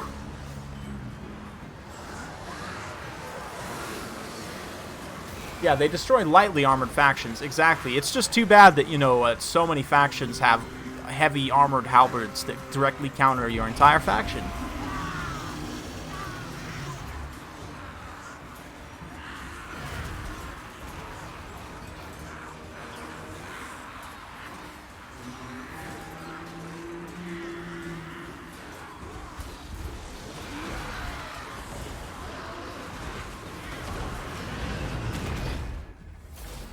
Well, right. I just want them to do some damage on the charge, right? Like here, do a test. Organize a test real quick.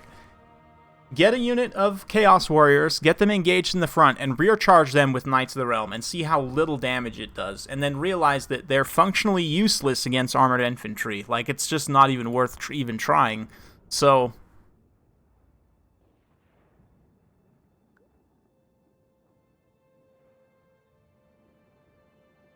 yeah, it's not that I want them to perform like Executioners, it's that I want them to perform like Empire Knights, maybe? Like, I don't know, you know? Am I asking for too much? They're not good at fighting monsters, because cavalry is just bad at fighting monsters in general. Like, they just get their models get one-shotted and they just can't fight monsters well. Like, 80-90% of the time. Like, even Manticores, right? So they don't do well against monsters, so the anti-large bonus you can basically say is only good against cavalry. And then they don't have good enough AP values to be good against armored infantry. Like, I'm sorry. They're functionally worse and more expensive than, like, Empire Knights, for example, right?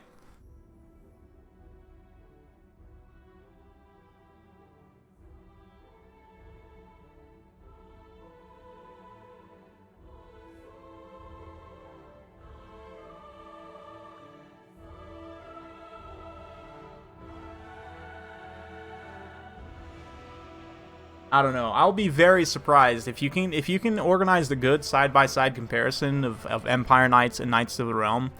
I'll be very surprised if the Knights of the Realm do more charge damage to armored infantry. They're like good Empire Knights. Oh man. Oh. Oh yeah. Yeah, 950. Good Empire Knights. That's a good joke. Whew, yeah.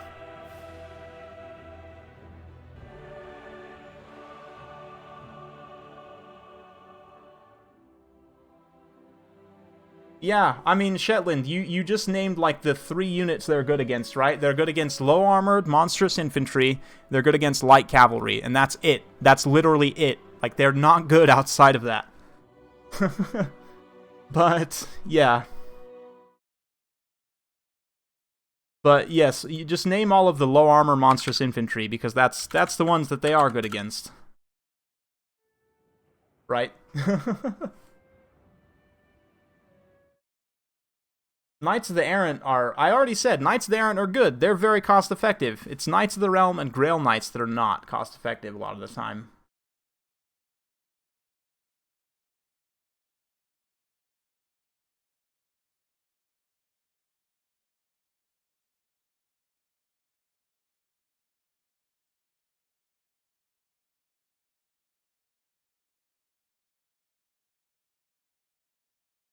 Yeah, I don't know. I don't see it.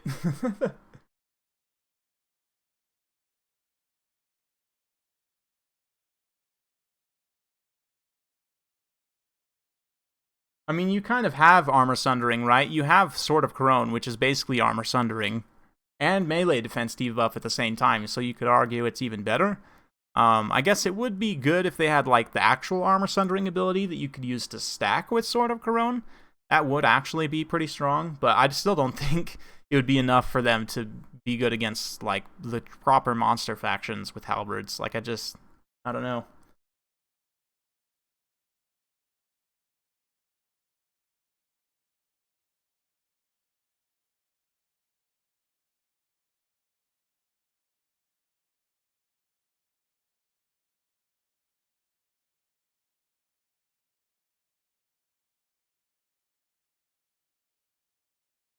Maybe I just literally don't know how to play Warhammer after this long, but yeah.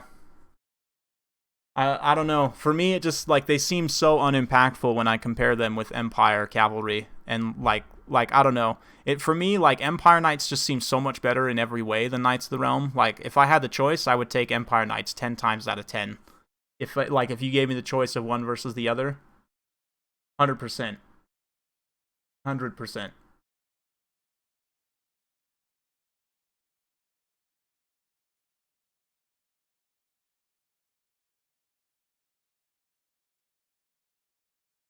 Yes, but how much Felcon, but how much of that charge bonus is actually armor piercing?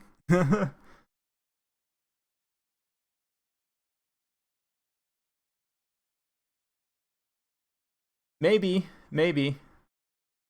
Maybe I'm just hitting bad charges.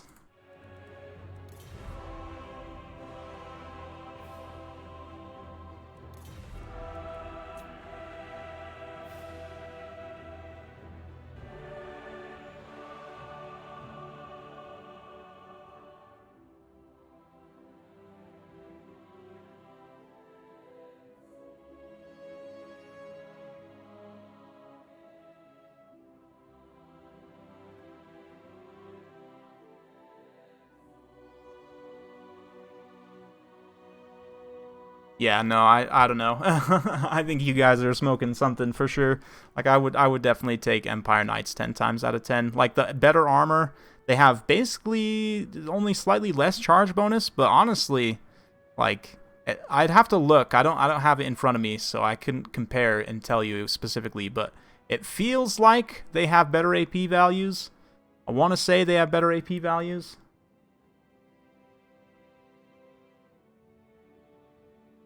I don't know. I really don't think any Cav unit is blatantly OP right now because Cav in general is just sucks for the most part, like against monsters at least. And to be real, here's the real reason why Bretonnia is bad, and this is something that will never change, unfortunately, is that they don't have monsters. They just don't have, and right now the meta is entirely focused around monsters. Like you just single entity, you fill all three to five single entity slots pretty much in every single matchup when you can, and that's the meta, right? And since Bretonnia literally doesn't have single entities to take, you end up running into a position where you can't compete in single entity fights because you don't have as many single entities, right? Like 2v1 always wins, right? Like the 2 pretty much always wins. And so, yeah, you just are in a situation where you literally can't compete because you don't have single entities.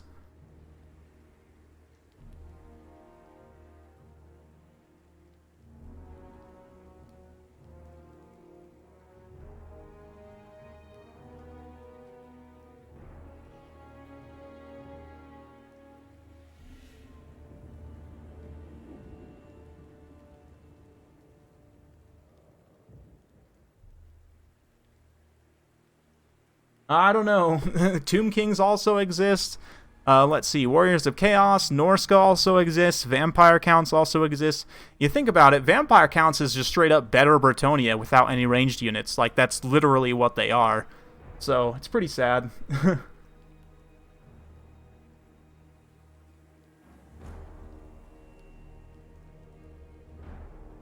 Well, it is loopy. It is. But you can only ever take 3. I mean, and that's if you don't take a caster. So you have max 2 single entities versus 5, potentially, right?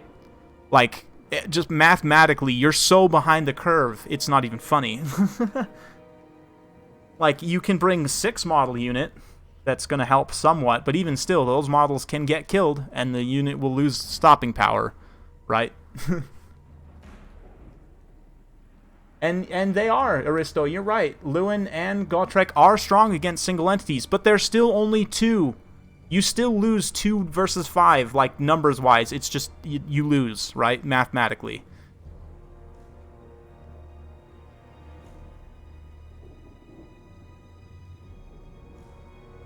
Yeah, I doubt that, Shetland. I'm pretty sure I could take 5 corpse carts against you and probably still win. But that's just me. Anyway, we have a Bretonnia mirror here, so at the very least we know Bretonnia will win 1 game on this stream.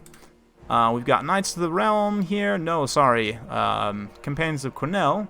Questing Knights. Spearmen at Arms here. We've got a Lord and Henry. Pretty standard stuff.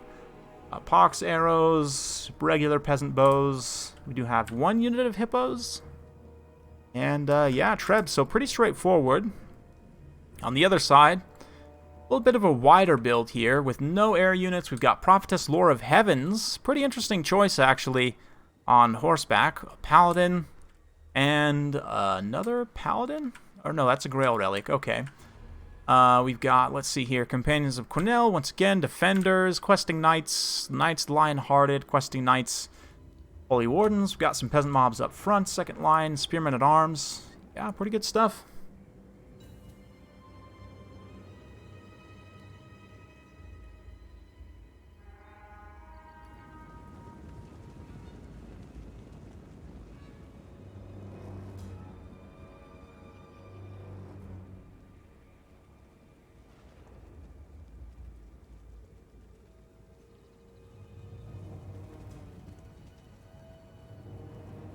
Vampire counts are hardly better than Bretonia. No, I'm sorry. That's this just objectively untrue.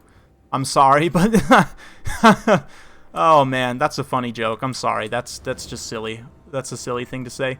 Anyway, so yeah, right now the trebuchet looks like it's going after the Holy Wardens, which is a pretty good target. There aren't honestly great targets to shoot at until the cav gets in range, and you can still take out models with the trebuchet there. Only the one trebuchet is probably not going to do that much damage at the end of the day, but at least it provides that pressure.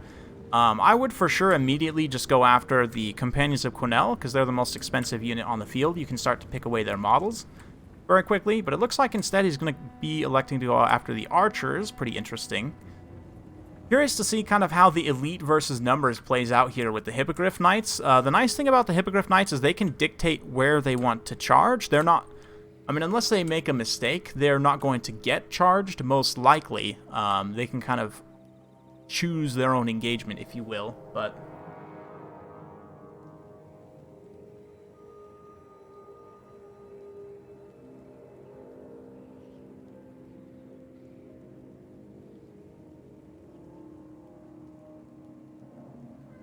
yeah, I guess it's just me bitching, Shetland, right? It's just me bitching. I guess I'm just a bitch, right? Honestly. Yeah.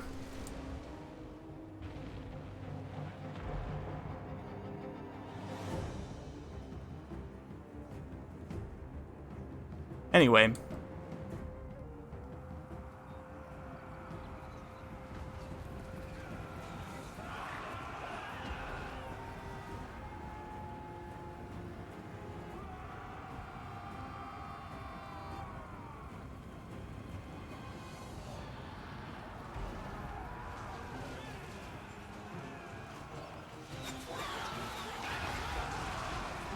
Sorry guys, just taking care of something over here.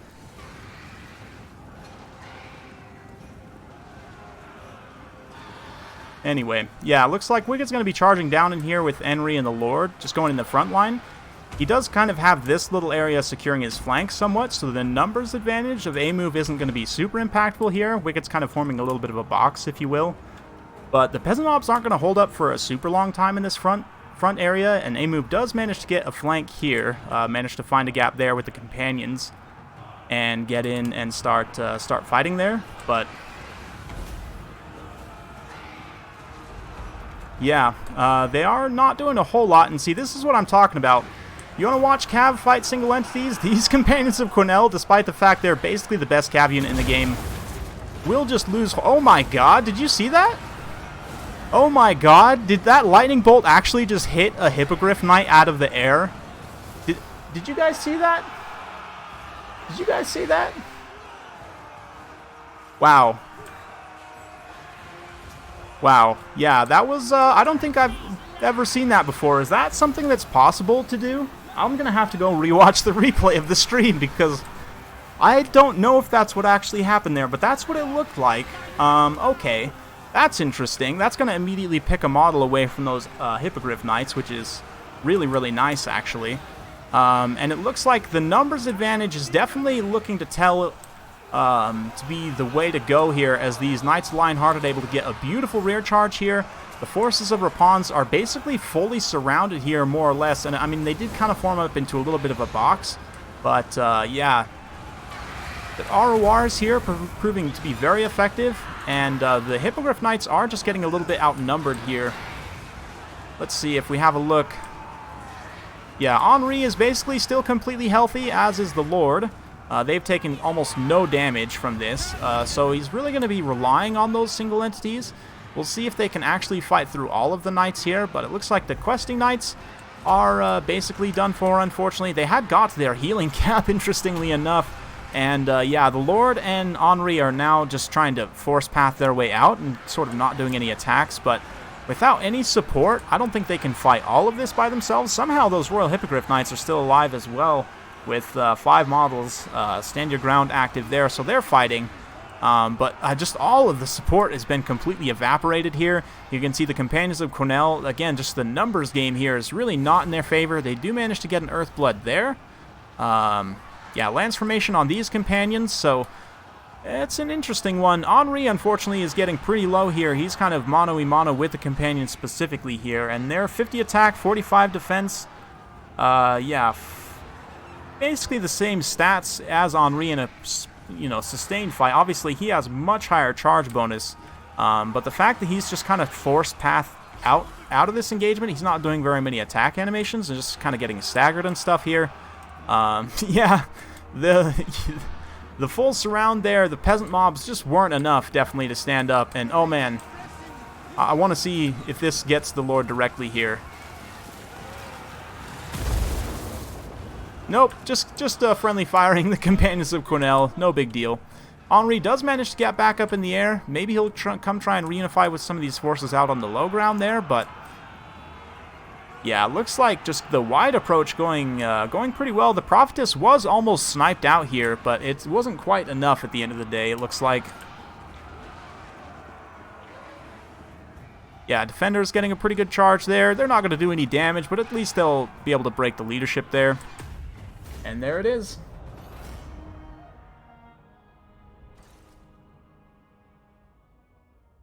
Wow. I can't believe that actually hit that Hippogriff Knight out of the air. Oh man, that was wild. I didn't know that was possible.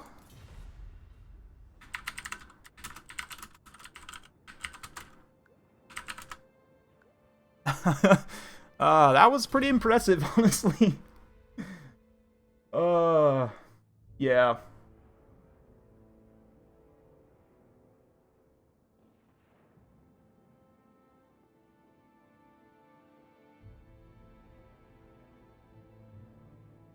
Screw that hippo in particular. Oh,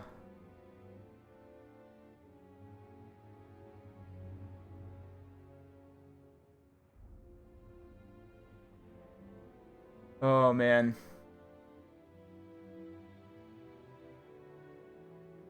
Yep. So that's going to put a move up to, what, 4 wins? 5 wins? Yeah, 5 wins. I haven't been updating this, but that's fine. Can anyone dethrone him, honestly? That's kind of the thing at this point. Can anyone actually dethrone him? Let's see here.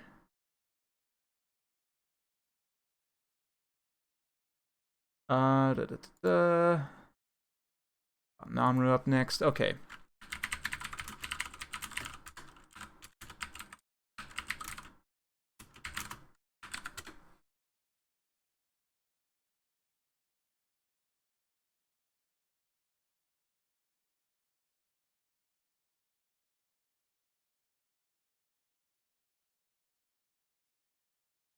ROR tier list.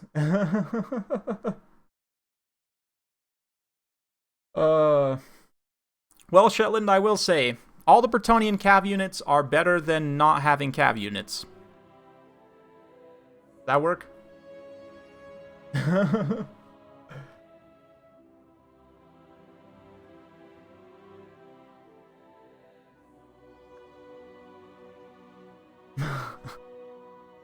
Yeah, Felcon's coming down the list. He's like, if we have a look here, so Namru's in, and up next, King of the Dead, if you're out there somewhere, and then Felcon's after that. So That's it.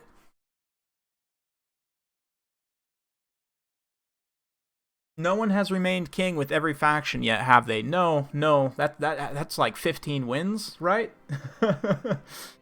uh, you know, Royal Pegasus Knights and Pegasus Knights, they actually are okay now, but the issue is that in the tough matchups, your opponent can either bring Spirit Leech or Tempest, which like counter them basically. Yeah. They die to those like single target magic spells a little bit too easy for my liking. If you keep them alive though, like I have had games in the last 6 months where I've managed to get, 3 to 4 XP chevrons on them. They are tricky to use, but they're very, very strong. Definitely.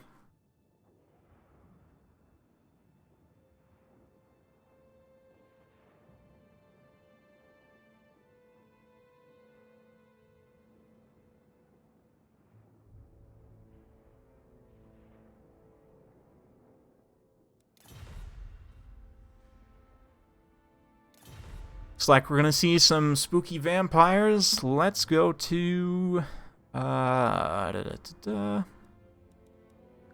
Schwarzhofen.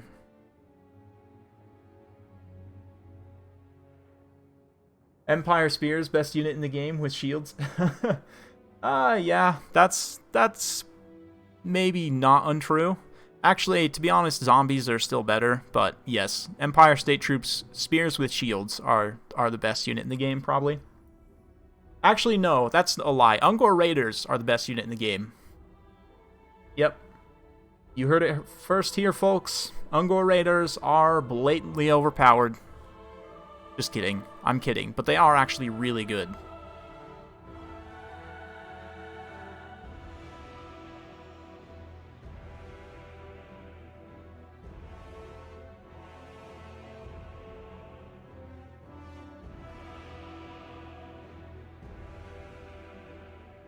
Yeah, Andrew, there are a few Discord servers where you can do that. It's not necessarily like, obviously when you're playing quick battles, you're not doing that. But yeah, we'll get a group together and just kind of hang around and practice games and theory craft and try builds, and it's pretty common.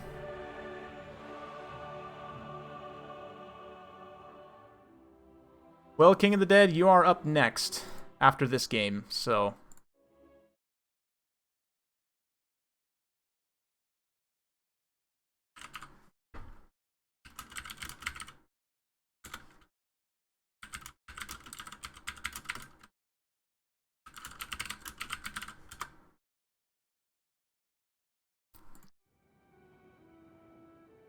Basic Ungors.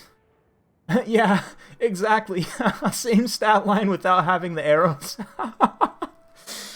uh, actually, I think, like, comparing low-tier missile units, I honestly think Ungor Raiders are probably the best. Like, sub-500 missile units. I would say Ungor Raiders are probably the best. Like, can you think of another missile unit that's under 500 points that's better than Ungor Raiders? I'll wait.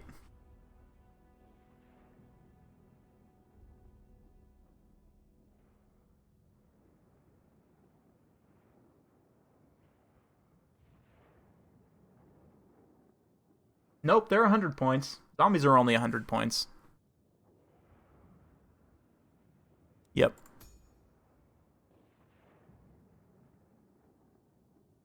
Yeah, zombies are the best infantry in the game, to be honest. 100 points, unbreakable, and causes fear. That's so good. That's so, so strong.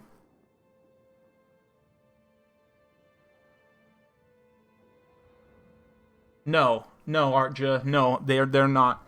They actually have less DPS output than Ungor Raiders because they have. Well, actually, I don't know if that's true.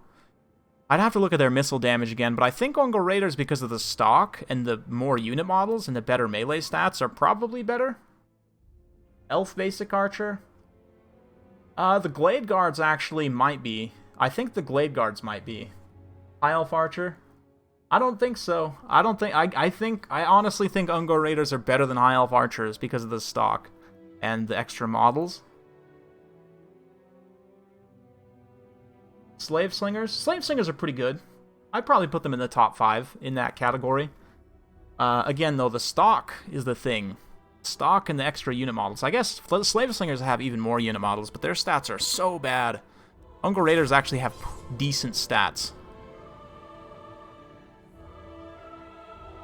Better range and accuracy. That is a point.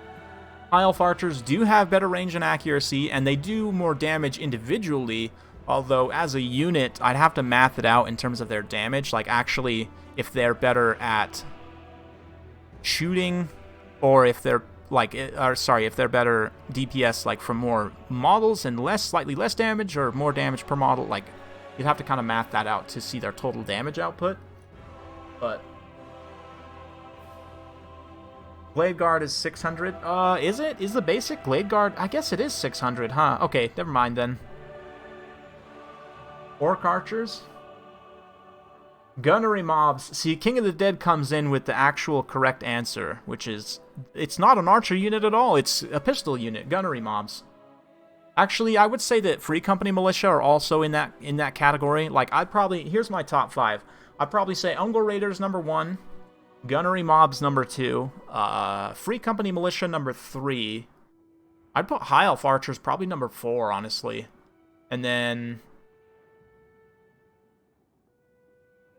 you know what, actually, High Elf Archers are probably higher than Free Company. I'd put them at 3, maybe put Free Company at 4. Then Goblin Archers at 5, like Night Goblin Archers. They also have stock and poison. They just don't have as good a melee stats. Gunner Mobs. Bombers, I don't really count bombers necessarily. They're a slightly different type of unit. Yeah, they're more than 500 though.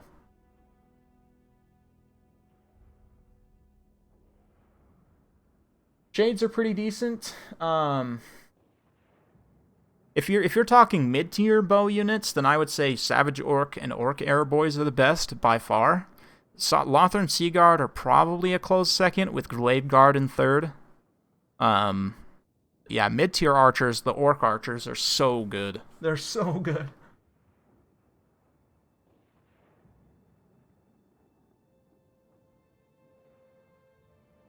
Throg is Archer, because Vomit. Actually, the Javelins, the Marauder Javelins, are pretty good in that price range as well. Very, very strong, certainly for the cost in the right situation.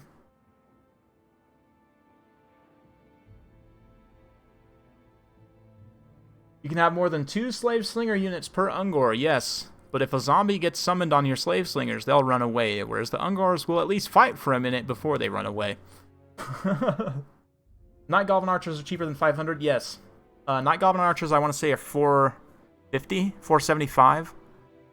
Or no, are they like, I think the Fanatics are 500 or 550. Maybe I'm wrong. Maybe they're more expensive. I know the regular Goblin Archers are 375. Basic Glade Guard are cost only 500. Yeah, see, basic, especially at 500, basic Glade Guard are actually very cost effective. Not that many people bring them because you tend to go for the arrow variations on them, but basic Glade Guard are actually exceptionally cost effective in a lot of situations. They're pretty good. Cheapan, I'm hoping I'm saying that right. If you actually look in the description, you'll see we use custom rules for our tournaments and King of the Hills and so forth, so there's no limit to RORs in terms of, yeah, there's no limit to RORs for your army. Deepwood Scouts, I don't know that I agree with that. Deepwood Scouts are okay, but I think the hybrid melee missile units are going to be arguably a lot more useful than Deepwood Scouts because you don't have to allocate resources to protect them independently, right? Like you still do to a degree, but like your Savage Orc and Orc Arrow Boys, like I said, Lothern Sea Guard, Glade Guards even to a degree can fight in melee okay. But like Deepwood Scouts, they're just expensive enough that you really don't want that happening, and they have, like less models and stuff too. So I might put them, you know what, actually probably Chameleon Skinks need to be in there as well. They're super strong. So I'd probably say Oh, there's just, once you get into that 500 plus, there's actually a lot of really good skirmishers, because then you have like all the dwarf skirmishers too are in that price range. You have like the javelin hunters, like you got your gunnery mobs with actual handguns. Like once you get 500, that like 500 to 800 range, that's like where most of your good missile units are at, actually, in my opinion. Not, I wouldn't say most, a lot of good missile units are in that price range.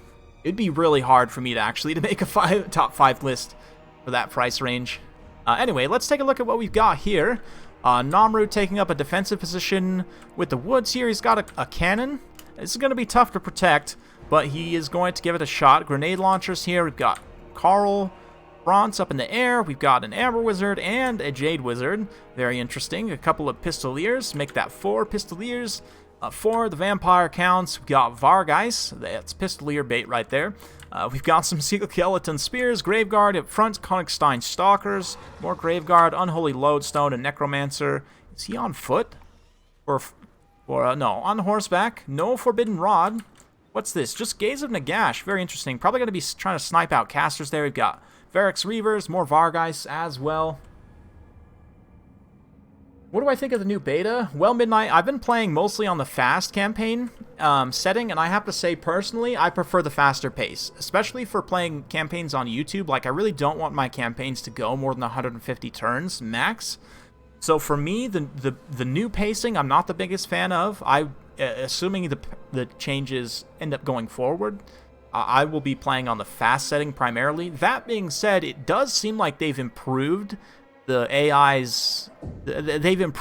quite a bit for the fast difficulty setting, which is great for me because, like, I want a challenge, but I don't want my campaign to take 50 years, and I don't want the AI also to be getting a ton of cheats. Like, I want them to just be competent, which it seems like is what the fast beta is. So for me, the fast beta has been definitely what I want to go for, and it's been a lot of fun. Like, if you want to check out my Gorst campaign that I've been playing, it's been a hoot, absolute hoot. But yeah, bombers are more like infantry-based artillery. Yeah, I would almost classify them more as like miners with lots of blasting charges, or almost more like a skink They're almost more like a precursor missile unit because they have so few volleys. They have, what, like 8 volleys of bombs or something like that. Gaze of Nagash comes in, though. Looks like it's going to be going after that Amber Wizard. Oh, man, it does a ton of damage, almost half of his HP and damage there. Granted, I do think that was overcast, which means that that costs a lot of Winds of Magic. And it did do a little bit of overcast damage on the Vampire Lord as well, but it looks like Necromancer here. Going to throw another Gaze of Nagash, not overcast, does quite a bit of damage to that Amber Wizard. Pretty high value target, taking damage right up front, but in return, Carl looks like he's trying to bait the Blood Dragon Lord into an engagement here. Potentially a dangerous situation, but here comes a Manticore summon, and the Jade Wizard also going to be fending off the rest of these ranged units. Carl does get a little bit surrounded by the Vargeist at this point, which is dangerous for him, but he's got all of his buffs popped to help counter the effects of that Helm of Discord there. He's getting some good hits on the Vampire Lord there. Meanwhile, yeah, unfortunately, this Amber Wizard might actually get chased off by bats here, which would just be so inefficient. He has to use an Earthblood there to keep him nice and healed. So already a lot of Winds of Magic being dumped on both sides, but this Blood Dragon Lord's in a little bit of trouble. He's really not doing great against Franz in this duel here, now that both of their effects have worn off.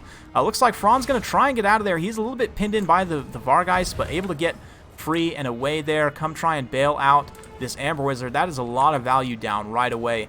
A pretty painful situation there, but thankfully the cannon's still online. These Reiksguard able to charge out, potentially get a good kind of engagement there. The Vargeist will take damage from the Feral Manticore there, so that's not the worst situation for that Feral Manticore to be in. He is going to take some heat, but yeah, flying over here, trying to get the Pistolier support, I would imagine, to start picking away at these Vargeists. Likewise, the, what is this, Grenade Launchers should be in a position to start blowing up some of this infantry as they advance here, kind of break up this formation. A nice little countercharge to catch those Varix Reavers, keep those Spearmen, those Veteran Spears here from getting fully rear charged. Those Veteran Spears will be able to hold for quite some time, but yeah, Pistoliers need to start unloading on those Vargeists very, very quickly. The Grenade Launchers can start shooting Konigstein Stalkers. Going to be hard to protect this cannon, though, and here comes the Vargeist just going immediately down after the Great Cannon. Likewise, these Vargeists just going after the Pistoliers directly, and especially those Grenade Launchers. This is a dangerous situation, though, for the Blood Dragon to be in. He comes down, starts to break up some of these spears. Carl's going to get a great charge in here, though. Take advantage of his charge bonus, get a few kitty swipes with the Griffin there. He doesn't have his buffs active, unfortunately, but even still, that 90 charge bonus, you know, will at least enable a couple of pretty good attacks in there. Looks like the grenade launcher is finally getting online to start shooting. Another Gaze of Nagash just clips Franz a little bit there. Doesn't do too much damage, but he does manage to pop Standing Ground to help counter that Helm of Discords. A melee defense debuff at the very least. Over here, we've got some Spearmen getting free from some various units. The Vargeist kind of starting to run out of steam a little bit there, but here comes the Dire Pack around the side, just looking to chew up all of these Pistoliers here, and likewise the Blood Dragon Lord doing very well in the front line here. These Reiksguard are having a little bit of a tough time. The Varix Weaver is also having a little bit of a tough time. Let's see. See kind of how the periphery engagement plays out here. These Pistoliers able to pull the Dire Pack in a few different directions, but it looks like they're just going to chase down the Great Cannon crew, make sure to chew up the rest of them and keep them from coming back. But Carl flies down, gets a hit on the Corpse Cart, but then he's going to take a hit from the sort of anti-heroes on the Blood Dragon Lord there. Actually, it didn't take too big of a hit there, able to mostly squeak away, which is pretty nice. The Reiksguard are just sticking to those Varix Reavers, making sure they can never get kind of set and free and shooting. A nice grenade launcher volley there. Franz having to stay out in front of the Vampire Lord at this point, the Blood Dragon. Yeah, not really a lot to be done for it, but looks like he might try and drop down potentially and help out with the Dire Pack there. Pretty nice breath attack, scything through those veteran spearmen with shields there. Does a pretty good amount of damage, but likewise, the Blood Dragon, only 70 armor means he will take a lot of Overwatch fire from those Pistoliers. Likewise, Franz will take a couple of hits, maybe, from these Dire Pack, but he'll also be able to see them off. Varix Reaver's just about crumbled away. That'll leave these Reiksguard free to start rear charging some of these other targets, but the Vampire counts are taking a pretty good lead on the balance of power at this point. It's looking pretty grim bones for the Empire as a lot of their troops are getting worn down. A lot of this damage on the balance of power as well is coming from the damage to Franz himself, obviously. The loss of the Amber Wizard early on was bad, but look at that beautiful volley into the Königstein Stalkers there, just wrecking that unit, sending them into the crumbling. Definitely, these grenade launchers can still make their presence felt, but oh man, a beautiful VTOL takeoff for the Jade Wizard. Manages to actually dodge that Gaze of Nagash there. That was probably a pretty decisive move. We'll see, but the Skirmish Cav getting free now. Looks like the Blood Dragon comes down to try and terrify away these Spearmen. We've still got some veteran spears holding up against Graveguard up there. That's pretty good. But this Skirmish Cav force still has quite a bit of heavy lifting to do to pay for itself. Pistoliers, looks like a Helm of Discord's been popped there, so as Franz charges in, he will be heavily debuffed. Probably, honestly, should wait a little bit on this here, but he does actually charge in, uses his charge bonus. Reikland Runefang counteracts the melee attack debuff there, and it does look like the Blood Dragon, so far, not really taking too many hits. The other thing, too, is Franz is kind of directly in between his Pistoliers and the Blood Dragon at this point, which is not a position he really wants to be in. He's interrupting their line of fire from being able to support properly there, and he's kind of in here all by himself a little bit. Pistoliers did come in to support and get that Reikland Runefang, try and get a little bit of damage into like these bats and other kind of supporting units here, but the grenade launchers at the very least have gotten free, able to come out here and start to blast away, or continue to blast away rather. It looks like actually Franz is holding up okay in this grind fight here. Pistoliers helping to support. All it takes, though, is bad RNG and taking a few big hits from that Vampire Lord, and things will turn around in a big hurry. But the grenade launch, volleys there, trying to finish off those Königstein Stalkers, but yeah, just like that, a big chunk from the Vampire Lord. He's got his Sword of Anti-Heroes active. It's going to be a lot of damage on Franz, and that will seal the fate of the Empire here. All the Pistoliers and Empire Knights and other units charging in here to try and bail out Carl. It looks like, yeah, the Blood Dragon is taking damage as well, so it's definitely a bit of RNG in this kind of late game here. Somehow the Necromancer is stuck in between these two very powerful flying characters, and is just having a terrible time. But actually, Franz gets a decisive hit there on the Blood Dragon Lord. He's down to only 600 HP. Will Franz actually finish him off? He goes down to below 200. He's actually crumbling, but that hunger effect, or sorry, the Unholy Lodestone, trying to keep him alive, but actually Franz routs right as the Blood Dragon dies. That's going to send a lot of these vampire units into crumbling. There's also nothing to chase Franz and all of these cavalry off, so they will come back from rout, and the grenade launchers are also still online here, so Namru able to actually potentially pull this one out here. We'll see. It's not completely out of the woods yet. Oh man, that Gaze of Nagash comes in. Will it actually finish off Franz's leadership? It looks like he may still regain that leadership and come back from route with about 400 HP left. The healer also, this Jade Wizard, coming out to try and help support Franz's leadership, make sure he feels secure, has allies in the nearby vicinity. Grenade launchers need to be careful, though, at what they're shooting at. Right now, they're shooting into the forest very inefficiently, not doing the best damage to these Graveguard. You really have to be careful not to just leave them on fire at will here. But Franz is going to dive this Necromancer, it looks like, and try and finish him off. He's also taking some Pistolier fire as well, so a nice volley comes in. Here comes Karl Franz, maneuvering around, actually just feinting, trying to find a good place to be able to charge in. This Jade Wizard's not happy in terms of his leadership, but here comes Karl on the decisive charge. He actually does manage to make contact, it looks like. Oh man, that Necromancer having a bad day, but Franz immediately routs, it looks like, potentially from the friendly fire of the grenade launchers. I'm not sure exactly, actually, what ended up routing Karl there, but the Necromancer is taking some hits from the grenade launchers, it looks like. The leadership damage is significant. If he could just get the Necromancer to crumble, this Unholy Lodestone is really the main thing that's kind of keeping. It's the only thing the Vampire Count's army here that still has its leadership together. But look at the Empire army. Everything is wavering so close to army losses. Oh man, that would be very unfortunate. These Outriders really have to be careful. They're basically the only unit still fighting here, preventing army losses from happening. But as a lot of these units start to go immediately off the side here, we're probably going to run into an army loss situation, and these Skeleton Spears beautifully screening out here. Oh man, the Necromancer, he goes down. Necromancer goes down. Those Outriders need to immediately pull away and not stay engaged on those Skeleton Spearmen. All of these units are crumbling. The Unholy Lodestone will keep them alive for some time, but yeah, basically a Corpse Cart Unholy Lodestone might literally win this game by itself. And this is why you always take Corpse Carts.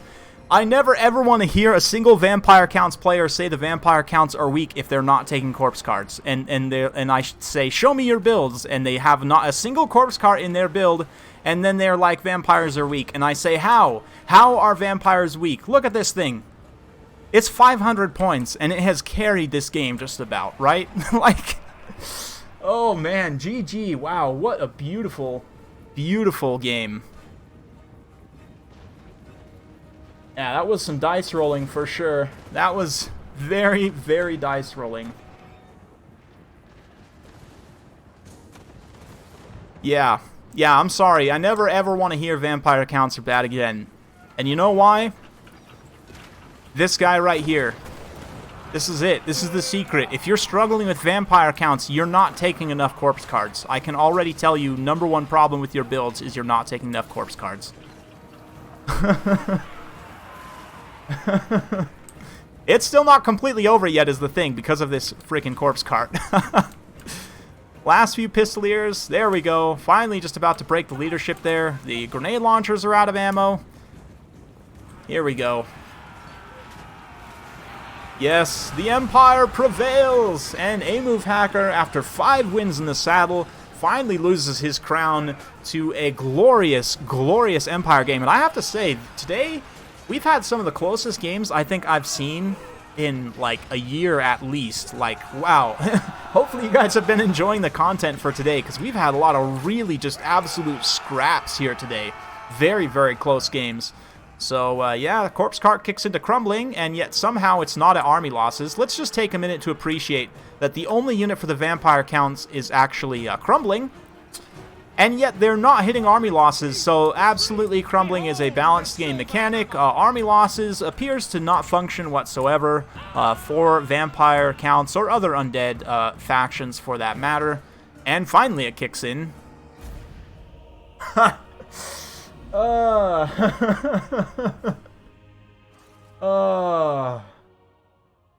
Yep. Not even. You don't even have to blob. Oh, well, he lost anyway, Aristo. GG. Yeah, that was wild. Man, those grenade launchers. 166 kills and an XP chevron. Grenade launchers are very, very strong.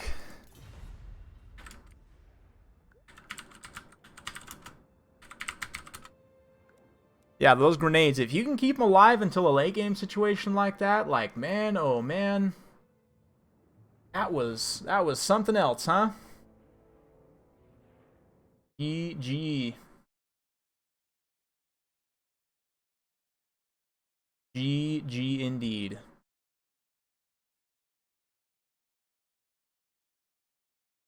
Cool.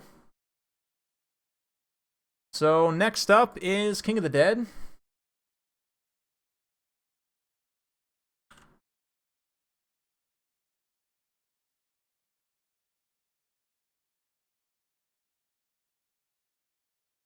Just checking some things here.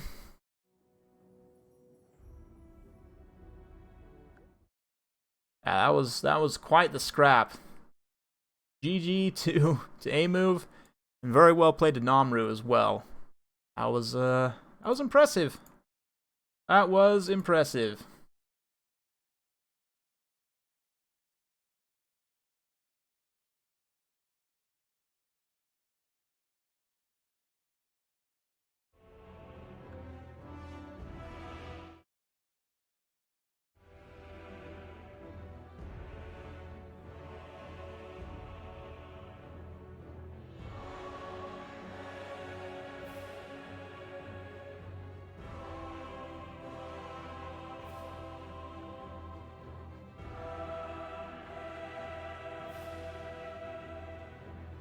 GG.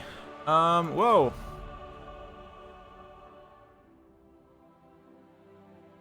Oh, looks like Namru had to dip, so that's fine. Let's get Falcon in here. He's up next.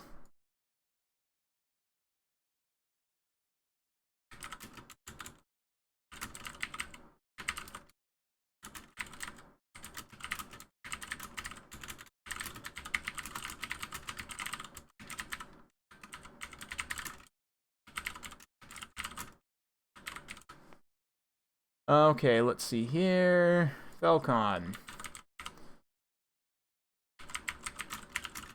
Oh, there we go. Yeah, looks like he's in chat with the lads, so cool. Let's do a map. Let's do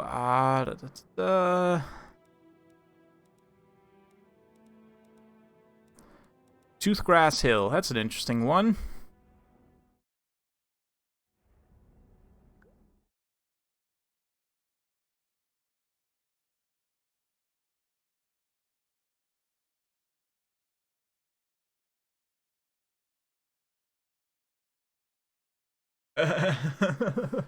Killed the tyrant killer of XMT. Like a true hero of the Empire. Shows up when we need him, and then he's off into the sunset.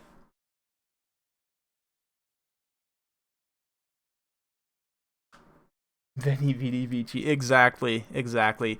Yeah, I know the Greenskins rework is kind of the main thing they're working on, I'm sure, right now, right? But some kind of crumbling rework, like crumbling, first of all, needs to do more damage just straight up.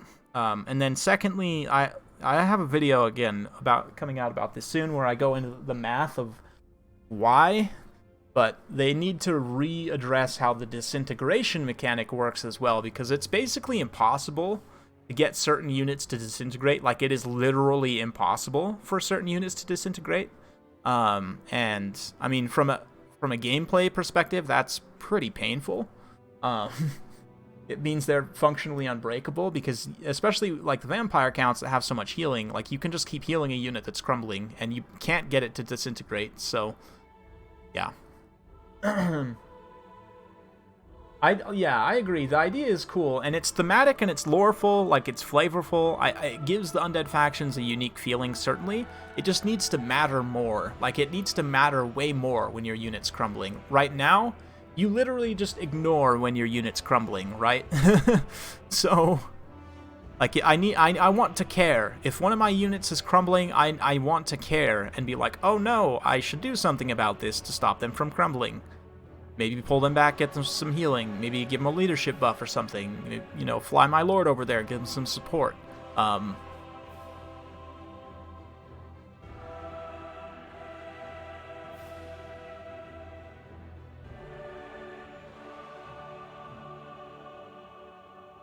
Tomb Kings have a weakness to Luminarchs. Kind of. They have weakness to fire damage, so... Yeah, this is actually going to be my last battle for today. We will be... yeah, I think... I haven't decided 100% yet if it's going to be today or tomorrow, but I am going to be continuing the Gorst campaign relatively soon, so be sure to tune in for that.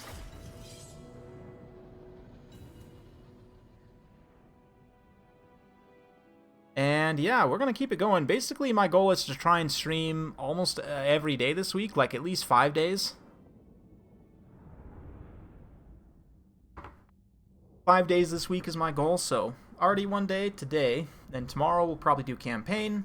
I have something special planned for Wednesday. Thursday, we might do another King of the Hill, and then Friday, maybe Gorst again. If that campaign's still going. We might finish next time, to be honest. It's probably, if we don't finish next time, then we'll for sure finish Friday. But...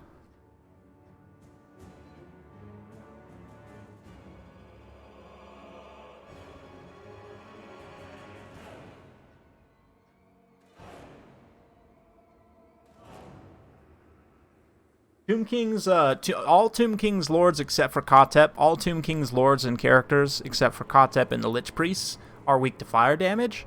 So, like, a Luminarch is great at lord sniping Tomb Kings.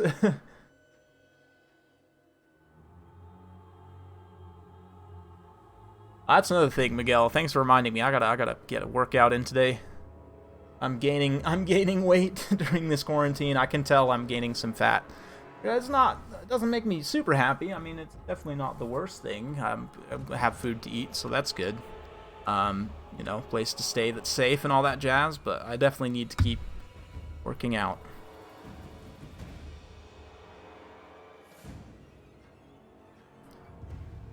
Yeah.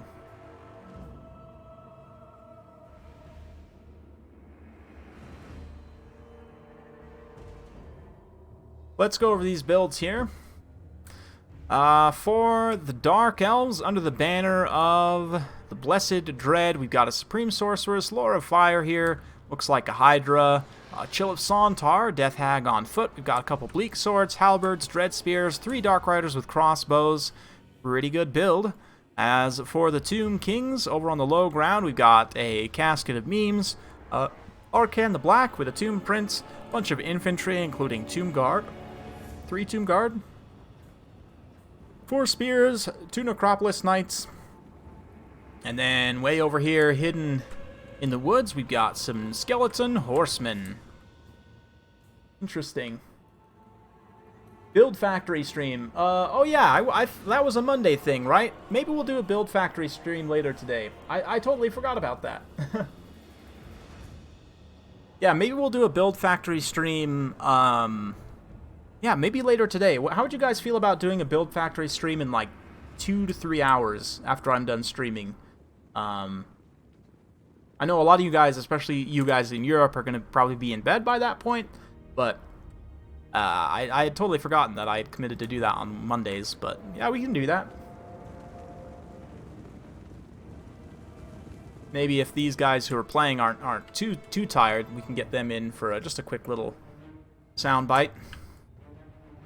Falcon taking the high ground here, going to be advancing down across, which is definitely the right position. He doesn't... King of the Dead is doing what he should, sticking on the low ground here, but the Casket of Memes so far is not actually trying to shoot anyone. It doesn't look like it, like it's literally pointing in the other direction. So, not really sure about that situation, but I'm sure he'll eventually notice that the Casket's not shooting anything and start to maneuver it. Looks like he does so. Got this little kind of rock thing, little skink tower breaking up the advance there. Looks like a fireball from the Supreme Sorceress. Going to be going after probably Arcan the Black. No, actually, after the Casket of Memes. Gets a good contact there. You can see the Casket's currently targeting some repeater crossbows. They're just going to start shooting at whatever comes into range mostly, which is a pretty good play. There's not a lot of constructs that they have to worry about here. so they can kind of just shoot whatever they need to. The Supreme Sorceress on the Manticore comes down. Drop a shot there. Speaking of dropping shots, a beautiful meme shot that we just missed there. The Hydras are obviously going to be pretty resistant. They're going to come forward. I'd imagine we'll see some precursor breaths into the Tomb Guard before the charge, but it looks like the Necropolis Knights might just try and countercharge into here and just go all in that direction. Yeah, a little bit of a swing and a miss there on that shot on the Halberds, but the Skeleton Horsemen that try and come around the side here just getting it completely eliminated by superior missiles. Falcon's keeping his Hydras kind of just sidestepping here as this Dread Spears catch up. But here comes a nice breath attack. Oh yeah, going after the Necropolis Knights actually, which ends up actually hitting them a little bit. That does quite a bit of damage. Actually not too much to those Tomb Guard as well. But yeah, now some of the skeletons are coming forward, kind of getting a little bit discombobulated here, kind of a little bit spread out. Fate of Buna on those Blackguard is obviously going to be a pretty good play. They do have quite a bit of HP. They have one of the highest HP pools of any elf unit, certainly. So they'll be somewhat resistant to that, but another point-blank fireball actually just roasts one of those Necropolis Knights, just kills one of the models outright, which is fine. Yeah, this infantry fight is now underway. With the Hydras supporting, this is basically an ideal situation for Falcon. He can fight these Tomb Guard with the Hydras. The Halberds are not really going to be of too much use here, except for fighting the Necropolis Knights. He definitely needs them for that. But you can see Dark Riders kind of getting pushed away here. Their teal capes flapping in the wind as they run away from skeletons.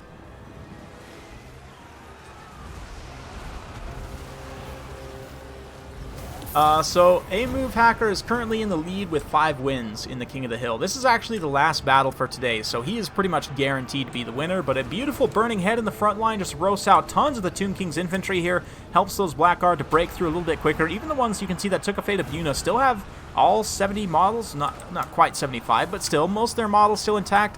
Looks like Murderous Prowess now kicking off as well. As these Dark Riders start to circumnavigate this flank, they can come up and around here and start to shoot at this casket of memes here. You can see the Necropolis Knights pulling back. The Hydras are doing okay. They're taking some damage, but a nice breath attack into the Skeleton Spear, just going to absolutely rip up the center of the unit there. Likewise, the Chill of Sontar going after Arcan the Black there.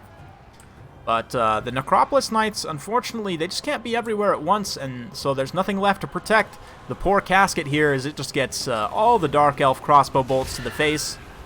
Gonna try and probably let out one more shot or two. Not long for this world, but yeah, unfortunately, it looks like King's probably going to end up getting surrounded here. Another beautiful Burning Head being queued up here. Oh man, just roasting out the Scorpion Legion there. Probably will do some friendly fire. Oh yes, look at all those Dark Elves getting roasted as well. Oh, right through the Blackguard, too. It just kills everyone, to be honest, which is what we like to see. Just absolute anarchy. But suddenly, though, it's not looking amazing for the Dark Elves. They're starting to get thinned out a little bit in terms of numbers. Leadership starting to give out in a few different places. And look at this. The Curse of Djaf lowering the melee attack and enraging the War Hydra and the Chill of Sontar there. They do both manage to hold their leadership, though. The Summon Dushabti actually threatening these Dark Riders with repeater crossbows before they're able to finish off the casket of memes here. It does look like it's about to go down, though. A nice charge from the Manticore should be the finishing blow there. Yep.